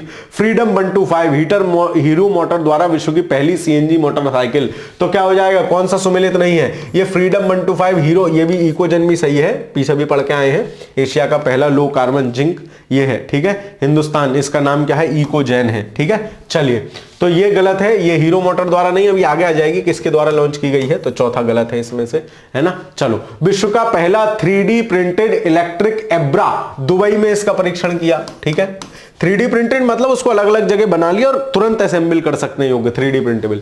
विश्व की पहली पूर्णतः हाइड्रोजन संचालित यात्री नौका, ये किसने बनाई है? सैन फ्रांसिस्को बे बेरी और निजी सार्वजनिक क्षेत्र के भागीदारों के समूह के रूप में लॉन्च। एमबी सेन फर्नांडो, केंद्रीय मंत्री सर्बानंद सोनोवाल ने केरल के बिंझिंगिम में भारत के सबसे पहले गहरे पानी के कंटेनर ट्रांसशिप बंदरगाह का यह पहला मदरशिप प्राप्त किया, कोई बात नहीं। विश्व की पहली सीएनजी मोटरसाइकिल बजाज ऑटो द्वारा, ठीक है, ना कि हीरो मोटर द्वारा। इसका नाम क्या है? फ्रीडम 125, 125 स्वतंत्रता, मतलब फ्रीडम 125 है और सीएनजी से चलने वाली मोटरसाइकिल है। अब तक तो गाड़ी आ रही थी, किसने लॉन्च की है? तो ये लॉन्च की है बजाज ने आपके, ठीक है। चलिए, तीसरा 25T बोलाई पुल बीपी टग भारतीय नौसेना को सौंपा गया। इस नौसेना को सौंपे गए इस टी बोलार्ड पुल टग का नाम बजरंग है ना, बजरंग बली, है ना। चलो, जय जय बजरंग बली। मध्य रेलवे जोन, इस रेलवे जोन द्वारा भारतीय रेलवे का पहला फ्लोटिंग सौर संयंत्र स्थापित किया गया है। और सबसे बड़ा फ्लोटिंग सौर संयंत्र मैंने आपको बताया कहां है? ओंकारेश्वर में, ठीक है। चलिए, उसको भी ध्यान रखोगे। पहला 3D प्रिंटेड इलेक्ट्रिक एम्ब्रा परीक्षण के लिए संचालन दुबई में किया गया, बिल्कुल ठीक है। विश्व के पहली पूर्णतः हाइड्रोजन संचालित यात्री नौका का प्रारंभ भारत में किया गया, तो ये कहां थी? ये सैन फ्रांसिस्को और जो है उन्होंने शुरू करी थी, ना कि भारत में, तो ये गलत हो जाएगा। केरल के बिंझिंगिम में भारत के सबसे पहले पानी के कंटेनर बंदरगाह पे उतारा गया, ठीक है। सैन फर्नांडो को माना, ये दोनों ठीक है। कौन सम्मिलित है? 1 और 3, यानी ऑप्शन नंबर सी सही सम्मिलित हो जाएगा, ठीक है। आगे चलते हैं। जयपुर सैन्य स्टेशन, जयपुर सैन्य स्टेशन क्या है? यह सैन्य स्टेशन प्लास्टिक बेस्ड रोड वाला देश का दूसरा सैन्य स्टेशन बना है। प्लास्टिक बेस्ड का रोड बना लिया है, प्लास्टिक बेस्ड का, ठीक है। चलो, जयपुर सैन्य स्टेशन से। और प्लास्टिक बेस्ड का रोड बना पहला सैन्य स्टेशन कौन सा है? असम का गुवाहाटी स्थित नारंगी सैन्य स्टेशन। पहला नारंगी, दूसरा जयपुर। ओह, जयपुर गुलाबी है सर, ये नारंगी है। आहा, चलो। प्री क्लिनिकल नेटवर्क सुविधा, केंद्रीय मंत्री जितेंद्र सिंह द्वारा फरीदाबाद स्थित THECI तत्वाधान में जय प्रौद्योगिकी केंद्रीय CPI के, कोई बात नहीं, आगे चलो। भुवन पंचायत संस्करण 4.0 पोर्टल और आपातकालीन प्रबंधन के लिए राष्ट्रीय डेटाबेस, केंद्रीय मंत्री जितेंद्र सिंह द्वारा नई दिल्ली में दोनों जियो पोर्टल लॉन्च कर दिए गए। ये दोनों जियो पोर्टल भारतीय अंतरिक्ष अनुसंधान संगठन इसरो द्वारा विकसित किए गए हैं। भुवन पंचायत संस्करण 4 और पोर्टल ग्रामीण भूमि रिकॉर्ड के लिए लॉन्च किया गया है, भुवन पोर्टल, है ना। भुवन पंचायत पोर्टल किसने बनाया है? इसरो ने। पूछा जा सकता है हाल ही में चर्चा में रहा भुवन पोर्टल किसके द्वारा डेवलप किया गया है? केंद्रीय विज्ञान और तकनीकी मंत्रालय। तुम कहोगे यही है, वही नहीं होगा, इसरो। आपातकालीन प्रबंधन के लिए राष्ट्रीय डेटाबेस संस्करण 5वां प्राकृतिक आपदाओं को अंतरिक्ष आधारित इनपुट प्रदान करेगा। तो दोनों को याद रखोगे, है ना, दोनों ऐप, है ना। चलो, आगे चलते हैं। प्राचीन विरासत भवनों का पर्यटन स्थल के रूप में विकसित करने के प्रस्ताव को मंजूरी दे दी है, किसने? उत्तर प्रदेश के मंत्रिमंडल ने। 3 विरासत हैं, तीनों विरासत पूछी जा सकती हैं। कोठी रोशन उद्दौला लखनऊ में है, बरसाना जल महल मथुरा में है, और शुक्ला तालाब कानपुर देहात में है। वही कानपुर वाले शुक्ला जी है ना, कपिल कानपुरिया। चलो, को पर्यटन स्थल के रूप में विकसित करने के लिए चुना गया है। कौन कौन सा? लखनऊ का कोठी रोशन उद्दौला है ना, कोठी रोशन उद्दौला लखनऊ में है, और शुक्ला तालाब कानपुर में है, और बरसाना महल जल महल मथुरा में है। इन तीनों को पर्यटन स्थल के रूप में डेवलप किया जाएगा। चिनाब ब्रिज काफी फेमस, पूछा जा सकता है ये भी सवाल है ना, और ये भी। भारतीय रेलवे द्वारा जम्मू कश्मीर में विश्व के सबसे ऊंचे रेलवे पुल पर 8 कोच वाली मेमू ट्रेन का सफलतापूर्वक परीक्षण कर लिया गया। तो चिनाब ब्रिज विश्व का सबसे हाइट वाला सबसे ऊंचा पुल है, चिनाब नदी पे है, यू आर्क शेप में है ना, आर्क शेप में है। दूसरी महत्वपूर्ण बात, जम्मू कश्मीर में है। चलिए, मध्य रेलवे जोन भारत का पहला फ्लोटिंग सौर संयंत्र स्थापित करने वाला। जयपुर सैन्य स्टेशन प्लास्टिक बेस्ड रोज वाला देश का पहला नहीं दूसरा स्टेशन है, तो ये गलत हो जाएगा। पहला कौन सा था? नारंगी, असम के गुवाहाटी वाला। फरीदाबाद विश्व का पहली प्री क्लिनिकल नेटवर्क सुविधा का उद्घाटन, ठीक है। चिनाब ब्रिज जम्मू कश्मीर में विश्व का सबसे ऊंचा रेलवे पुल, तो ये ठीक है। कौन सही नहीं है? बी, यानी 2 और 3। अच्छा, तीसरा भी फरीदाबाद में नहीं है, माफ कीजिए, वो फरीदाबाद में नहीं था क्लिनिकल वाला। प्री क्लिनिकल ये कहां है? तत्वाधान में एशिया की पहली स्वास्थ्य, ये कहां? फरीदाबाद ही तो है यार। प्री क्लिनिकल नेटवर्क सुविधा, तो ये गलत हो जाएगा। विश्व की पहली नहीं है, एशिया की पहली है, इसलिए गलत होगा। तो 2 और 3 गलत हो जाएंगे, है ना, 2 और 3 गलत हो जाएंगे। 1 और 4 सही। हमसे पूछा है कौन सही सुमेलित नहीं है, 2 और 3 ऑप्शन नंबर बी इस प्रश्न का सही उत्तर होगा। आगे चलते हैं। उत्तर प्रदेश मंत्रिमंडल ने प्राचीन तथा विरासत भवनों के पर्यटन के रूप में विकसित करने के प्रस्ताव को मंजूरी दी है। इस मंजूरी के तहत 3 स्थल हैं। कोठी रोशन उद्दौला लखनऊ में है, जल महल बरसाना जल महल, बरसाने से याद रह जाएगा तुम्हें, बरसाना मथुरा, शुक्ला चौराहा कानपुर देहात को पर्यटन। दोनों सही है। कौन सही है? 1 और 2 दोनों। हो सकता है सीधे पेपर में छपा मिल जाए ये सवाल। विश्व का पहला व्यापक पैमाने पर 100% hydrogen ready engine power plant, ये कहां है? फिनलैंड की कंपनी वर्सेटेलिया द्वारा लॉन्च। सुहेलवा वन्यजीव अभ्यारण्य उत्तर प्रदेश का 5वां टाइगर रिजर्व बना है। उत्तर प्रदेश का 5वां टाइगर रिजर्व बना है सुहेलवा वन्यजीव अभ्यारण्य, पूछा जा सकता है पेपर में। उल्लास नव भारत साक्षरता कार्यक्रम केंद्र शासित प्रदेश लद्दाख, इस कार्यक्रम के तहत पूर्ण कार्यात्मक साक्षरता हासिल करने वाला पहला प्रशासनिक इकाई बना है। कौन? लद्दाख। और कार्यक्रम का नाम क्या है? उल्लास। इसके तहत लोगों को पूर्ण रूप से साक्षर किया जा रहा है। राजा जी है ना, नेशनल पार्क, वो राजा जी नहीं जो तुम समझ रहे हो।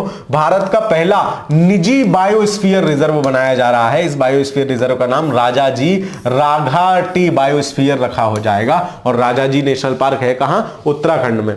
विक्टोरिया सी, यूक्रेन के विदेश मंत्रालय द्वारा अपने डिजिटल प्रवक्ता के रूप में विश्व की पहली एआई राजनयिक की तैनाती की गई है। इसका क्या नाम है? विक्टोरिया शी, है ना। तो ऐसे करते हैं ना, छू ऐसे ही कर रहे हैं, सी तो कौन कर रहा है? यूक्रेन कर रहा है। यूक्रेन की बोले वैसे तो कोई प्रवक्ता आएगा तो उसे निपटा देंगे, बोले अच्छा तू ज्यादा बोल रहा है, तो इसीलिए इन्होंने एआई मॉडल को बैठा दिया विक्टोरिया सी को, ठीक है। नक्षत्र सभा, उत्तराखंड पर्यटन विकास बोर्ड द्वारा लोगों को व्यापक खगोल पर्यटन अनुभव प्रदान करने हेतु इस नई पहल को शुरू करने के लिए प्रमुख खगोल पर्यटन कंपनी स्टार स्केप्स के साथ साझेदारी की। भारत के इस प्रथम खगोल पर्यटन अभियान की शुरुआत मसूरी से की गई है। तो यह पूछा जाएगा, नक्षत्र सभा मसूरी और प्रथम खगोल पर्यटन अभियान है, तो इसको याद रखना, पेपर में पूछा जा सकता है सवाल। भारत का पहला लार्ज लैंग्वेज मॉडल है ना, सेसम, ये क्या है? सेसम लार्ज लैंग्वेज मॉडल। तो अग्रणी भारत फिनटेक कंपनी द्वारा सेतु द्वारा इसका अनावरण किया गया है सेसम का, ठीक है। फिर सुहेलवा वन्यजीव अभ्यारण्य उत्तर प्रदेश का 5वां टाइगर रिजर्व, बिल्कुल ठीक है। राजाजी नेशनल पार्क निजी बायोस्फीयर रिजर्व, ठीक है। नक्षत्र सभा लद्दाख में नहीं है, उत्तराखंड के मसूरी में है, ठीक है, तो ये गलत हो जाएगा। सेसम भारत का पहला लार्ज लैंग्वेज मॉडल, ये ठीक है, मतलब 3 जो होगा इसमें से वो सुमेलित नहीं होगा, बाकी सुमेलित होंगे। और पहली सीएनजी बाइक फ्रीडम 125 कौन बना रहा था? सर बना रही थी बजाज, ठीक है। आगे चलते हैं।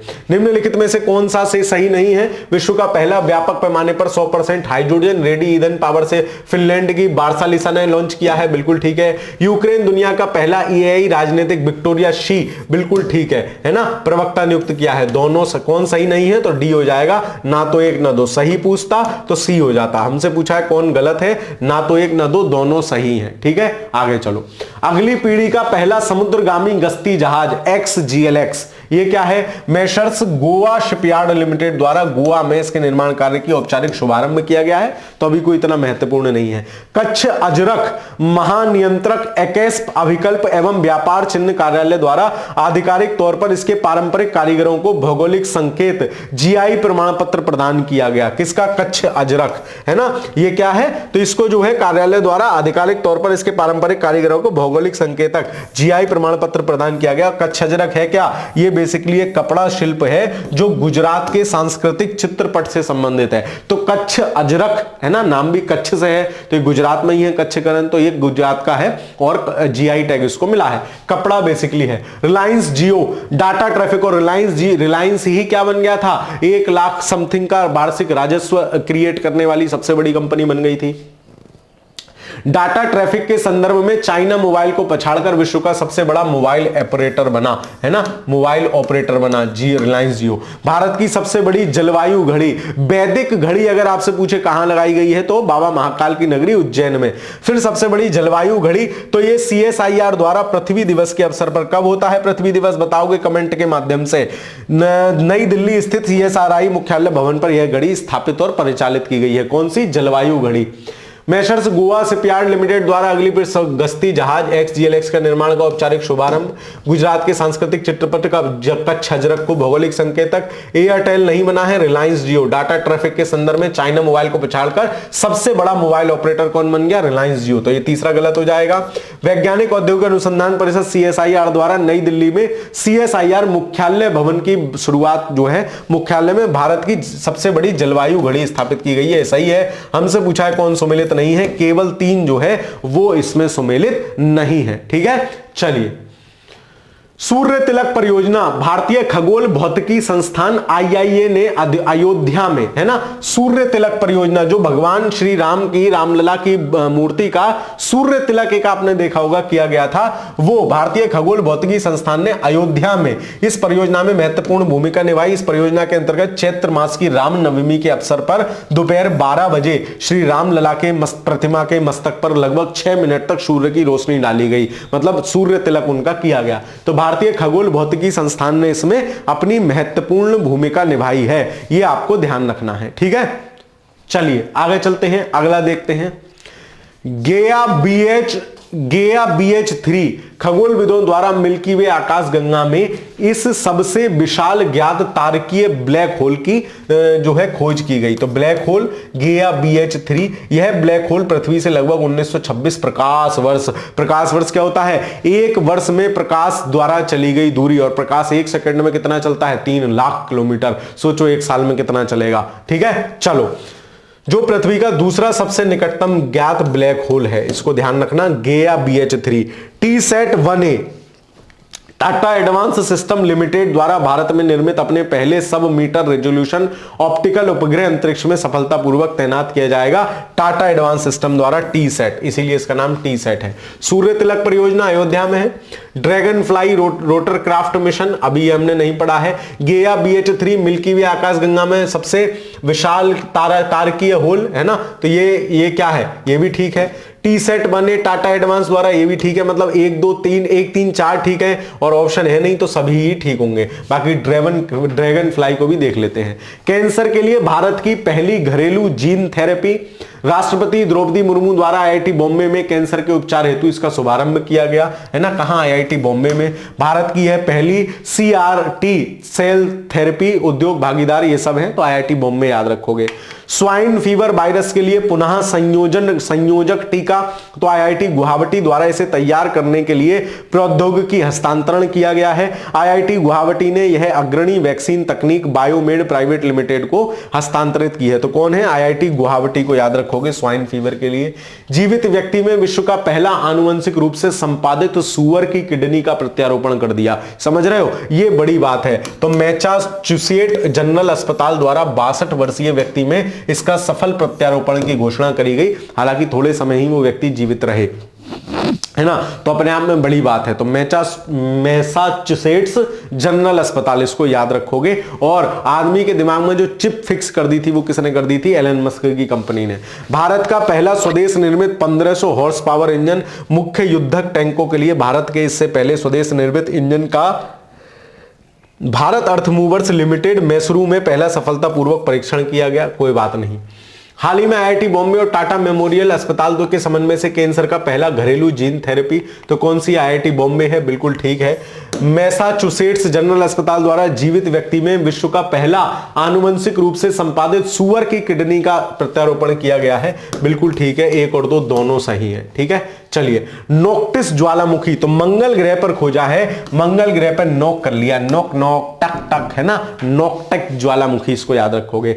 आइरिस केरल के तिरुवनंतपुरम स्थित केटीसीटी हायर सेकेंडरी स्कूल में देश की पहली एआई टीचर है। लियो भाई, एआई टीचर रोबोट हो गई, कौन, आइरिस, ठीक है। चलिए, गुरुमुखी लिपि केंद्र, गुरुमुखी लिपि पंजाबी की लिपि है। अल्पसंख्यक कार्य मंत्रालय द्वारा प्रधानमंत्री जन विकास कार्यक्रम योजना के तहत दिल्ली विश्वविद्यालय के खालसा कॉलेज में 25 करोड़ रुपए की लागत से इसकी स्थापना हेतु स्वीकृति मिली है। किसकी, गुरुमुखी लिपि केंद्र की। अल्पसंख्यक कार्य मंत्रालय ने प्रधानमंत्री जन विकास कार्यक्रम योजना के अंतर्गत गुजरात विश्वविद्यालय में जैन पांडुलिपि विकास केंद्र हेतु 40 करोड़ रुपया दिया है ना। जैन पांडुलिपि विज्ञान केंद्र कहां है, गुजरात विश्वविद्यालय में। ये खालसा कॉलेज में, दिल्ली यूनिवर्सिटी के, ठीक है, दिल्ली यूनिवर्सिटी के खालसा कॉलेज में। इसके अलावा मंत्रालय ने पीएमजेबीके के अंतर्गत इंदौर में देवी अहिल्या विश्वविद्यालय परिसर में जैन अध्ययन केंद्र, अहिल्या विश्वविद्यालय परिसर में जैन अध्ययन केंद्र और बौद्ध अध्ययन केंद्र की शुभारंभ किया, की स्थापना दिल्ली विश्वविद्यालय में किए जाने हेतु स्वीकृति प्रदान की है, ठीक है। चलिए, मतलब ये जो है अहिल्याबाई विश्वविद्यालय में जैन अध्ययन केंद्र और बौद्ध अध्ययन केंद्र जो है वो कहां, वो दिल्ली विश्वविद्यालय में बनेगा, ठीक है। चलिए, और गुजरात यूनिवर्सिटी में जैन पांडुलिपि विज्ञान केंद्र, दिल्ली यूनिवर्सिटी में गुरुमुखी लिपि विज्ञान केंद्र, ठीक है। और ये कौन, अल्पसंख्यक कार्य मंत्रालय द्वारा ये काम किया गया है, किस योजना के अंतर्गत, पीएमजेबीके, प्रधानमंत्री जन विकास कार्यक्रम। चलिए, कोचरब आश्रम, ये पूछा जा सकता है, प्रधानमंत्री नरेंद्र मोदी द्वारा साबरमती गुजरात में पुनर्विकसित इस आश्रम का उद्घाटन किया गया है ना। यह वर्ष 1915 में दक्षिण अफ्रीका से भारत आने के बाद महात्मा गांधी द्वारा स्थापित पहला आश्रम था, कौन सा, साबरमती आश्रम, तो इसको याद रखना भाई, साबरमती है ना, ठीक है। और इसको पुनर्विकसित कर दिया, इसका नाम क्या रखा है, कोचरब आश्रम, ठीक है। चलो, भारत का पहला future lab centre CDAC Thiruvananthapuram में इसका उद्घाटन किया गया है। इस सेंटर का नाम centre for semiconductor chips and ये दिया गया है। सवाल, हाल ही में भारत के पहले स्वदेश निर्मित 1500 हॉर्स पावर इंजन का अर्थ मूवर्स लिमिटेड मैसूरू द्वारा सफलतापूर्वक परीक्षण किया गया, बिल्कुल ठीक है। कर्नाटक के बंगलुरु में देश की पहली एआई टीचर, कर्नाटक के बंगलुरु में थोड़ी थी, आइरिस कहां थी, केरल के तिरुवनंतपुरम में थी, तो ये गलत हो जाएगा। प्रधानमंत्री नरेंद्र मोदी द्वारा गुजरात में कोचरब आश्रम, 1 और 3 सम्मिलित हो जाएंगे, ऑप्शन नंबर सी इस प्रश्न का सही उत्तर होगा। आगे चलते हैं, जल शक्ति अभियान कैच द रेन पूछा जा सकता है, सूरत से शुरू करा प्रधानमंत्री मोदी ने, नई दिल्ली के एमएनडीसी कन्वेंशन सेंटर में 5वें संस्करण। अच्छा, इस बार एक और हुआ है ना, कैच द रेन, एक बूंद, वो सूरत से हुआ है कुछ, वो उसको देख लेना, मैं कंफ्यूज हो रहा हूं। चलो खैर, है ना, नारी शक्ति से जल शक्ति इसका अभियान का थीम था।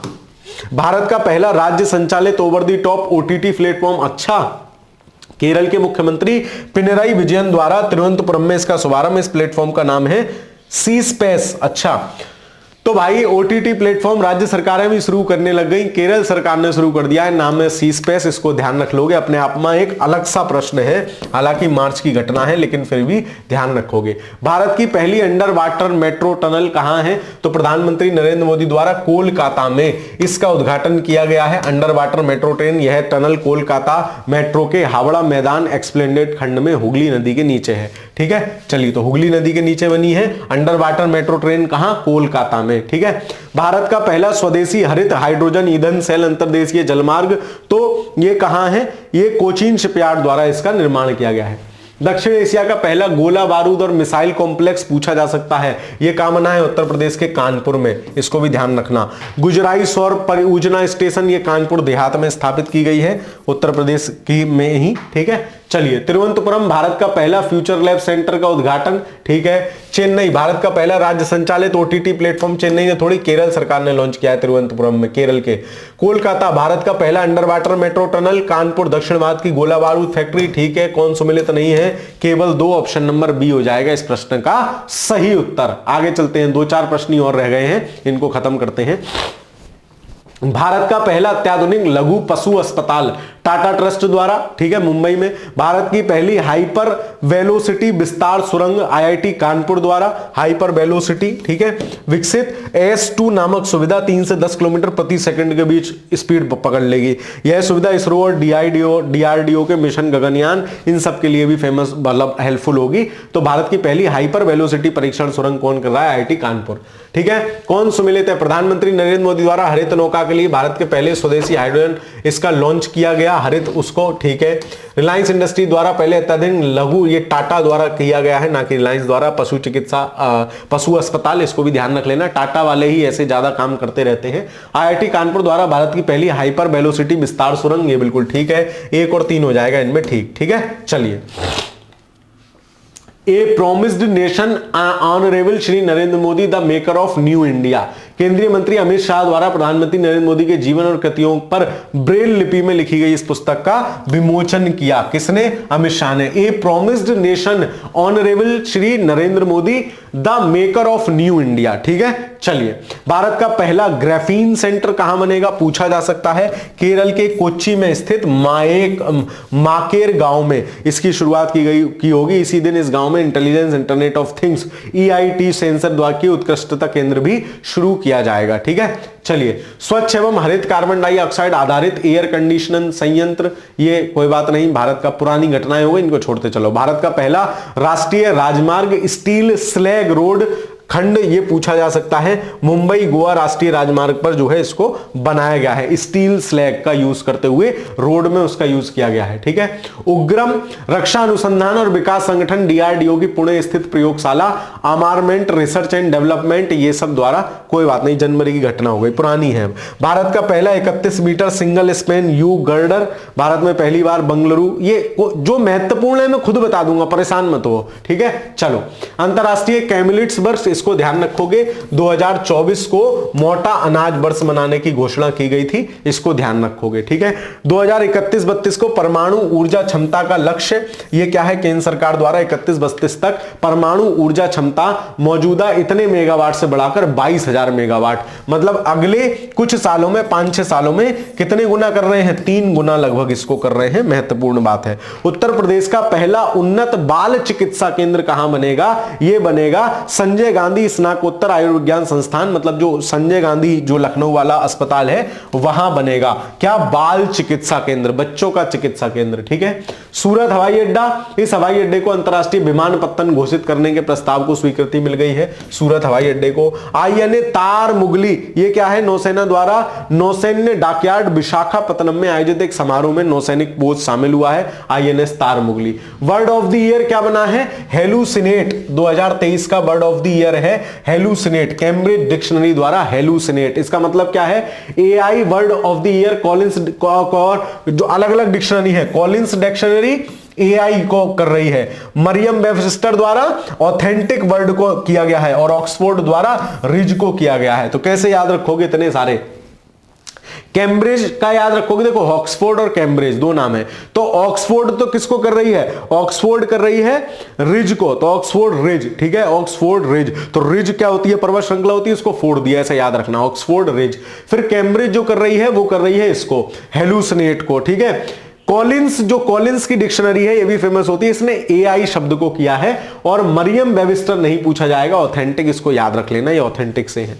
भारत की पहली जाइरो काप्टर एयर सफारी सेवा ये उत्तराखंड के हरिद्वार में की जाएगी शुरू। एयर काफ्टर, वही मतलब उड़ा के ले जाने वाला हेलीकॉप्टर, एयर काफ्टर। तो भारत का पहला ग्राफीन सेंटर केरल के कोच्चि मारेगांव में। भारत का पहला राष्ट्रीय राजमार्ग स्टील स्लैग, बिल्कुल ठीक है। उत्तर प्रदेश का पहला उन्नत भारत मेरठ में नहीं, लखनऊ के संजय गांधी में। भारत का पहला जायरो क्राफ्टर उत्तराखंड के हरिद्वार में। तो एक तीसरा गलत हो जाएगा, बाकी सारे सही है, ठीक है। आगे चलते हैं। 1 करोड़वां विशिष्ट दिव्यांगता पहचान पत्र UID की किसकी बनी है? केंद्रीय मंत्री वीरेंद्र कुमार ने वंशिका नंद किशोर माने नाम के 2 वर्षीय दिव्यांग बालिका को सौंपा। 1 करोड़वां विशिष्ट दिव्यांगता पत्र है ये, मतलब 1 करोड़ लोगों ने इससे पहले बनवा लिए। विश्व का सबसे गहरी और सबसे बड़ी भूमिगत प्रयोगशाला ये कहां है? ये दक्षिण पश्चिमी चीन के सिचुआन प्रांत में है ना। चलिए विश्व का पहला चौथी पीढ़ी का परमाणु रिएक्टर चीन द्वारा इसका जो शुरू किया गया है, चीन में चौथी पीढ़ी का रिएक्टर, चा से चीन, चा से चौथी पीढ़ी। केरल का रिस्पॉन्सिबल टूरिज्म मिशन, यह संयुक्त राष्ट्र विश्व पर्यटन संगठन की केस स्टडीज की वैश्विक सूची में शामिल, कोई बात नहीं। अंतरदेशीय मछली पालन का शीर्ष राज्य उत्तर प्रदेश, मतलब उत्तर प्रदेश में अंतरदेशीय मतलब एक तो समुद्र के किनारे मान लो मछली पलेंगी, एक अंदर अंदर जहां पलेंगी वहां उत्तर प्रदेश नंबर 1 पे आ गया है इसमें मछली पालन में। दुर्लभ धातु टेंटेलम की खोज आईआईटी रोपड़ के शोधकर्ताओं ने पंजाब की सतलुज नदी की रेत में इस दुर्लभ धातु की खोज की है। और टेंटेलम ये पूछा गया है बीपीएससी में, टीई टेंटेलम पूछा गया, ऐसे ही कुछ पूछा गया था, है ना। इसका परमाणु क्रमांक क्या है? 73 है। और किसमें? पंजाब की सतलुज नदी की रेत में इसकी खोज की आईआईटी रोपड़ द्वारा। इक्सीचक क्या है? अमेरिका खाद्य प्रशासन, ये सब है। नवंबर, कोई बात नहीं। मिट्टी कैफे भारत का मुख्य न्यायाधीश डीवाई चंद्रचूड़ द्वारा, अच्छा। नवनिर्मित कैफे पूर्णतः दिव्यांग कर्मचारियों द्वारा संचालित है और कहां बना है? सुप्रीम कोर्ट के परिसर में। एक और सुप्रीम कोर्ट में डीवाई चंद्रचूड़ काम कर गए, न्याय की देवी की सूरत बदल गए, आंखों से पट्टी हटा गए, हाथ में तलवार की जगह संविधान दे गए। विश्व का पहला 3D प्रिंटेड मंदिर, ये कहां? तेलंगाना में बना है, ठीक है, सिद्धिपेट। बोले 3D मंदिर भी बन सकता है, सिद्ध करके दिखाओ, इन्होंने दिखा दिया सिद्ध करके, सिद्धिपेट, ठीक है।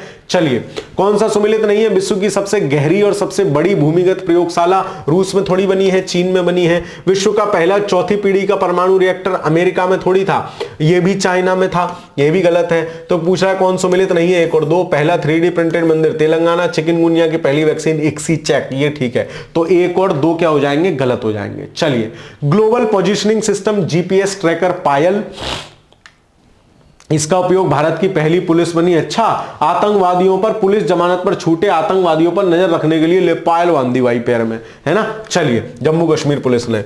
भारत का पहला रेफरल्स ईंधन लॉन्च, कोई बात नहीं। फिर आईएनएस शिवाजी अपनी तरह का पहला स्वच्छ एवं हरित ईंधन डाइऑक्साइड का एयर कंडीशनिंग संयंत्र है, भारत का पहला। ये तो अभी हमने सवाल देखे ही नहीं है, ठीक है। संयुक्त राष्ट्र द्वारा 2025 में अंतरराष्ट्रीय कैमलेट वर्ष 2024 में है।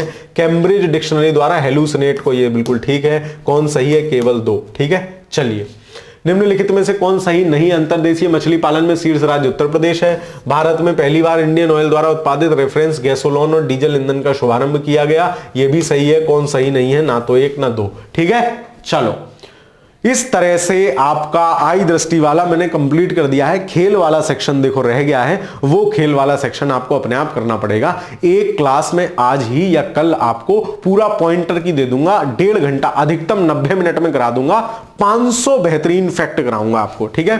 500 बेहतरीन फैक्ट सारे तरीकों के चीजों के मिला के एक कक्षा में आपकी और दूंगा। उसको जब भी समय मिले 2-3 बार देख जाना, ताकि आपको अच्छे से चीजों का रिवीजन हो जाए, अच्छे से चीजें हो जाए। वो क्लास में आपको आज ही या कल अवश्य प्रोवाइड करा दूंगा, उसको देख जरूर जाना, ठीक है। चलिए, तो मिलता हूं आपसे फिर अगली क्लास में। क्लास कैसी लगी कमेंट के माध्यम से जरूर बताते चलिएगा।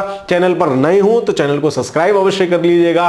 बाकी अपने दोस्त मित्र मंडली सखा सहेलियों में भी चैनल को साझा करते चलिए। मिलता हूं आपसे अगली वीडियो में, तब तक के लिए अब मिनट मिनट पढ़ते रहिए, लगे रहिए। धन्यवाद।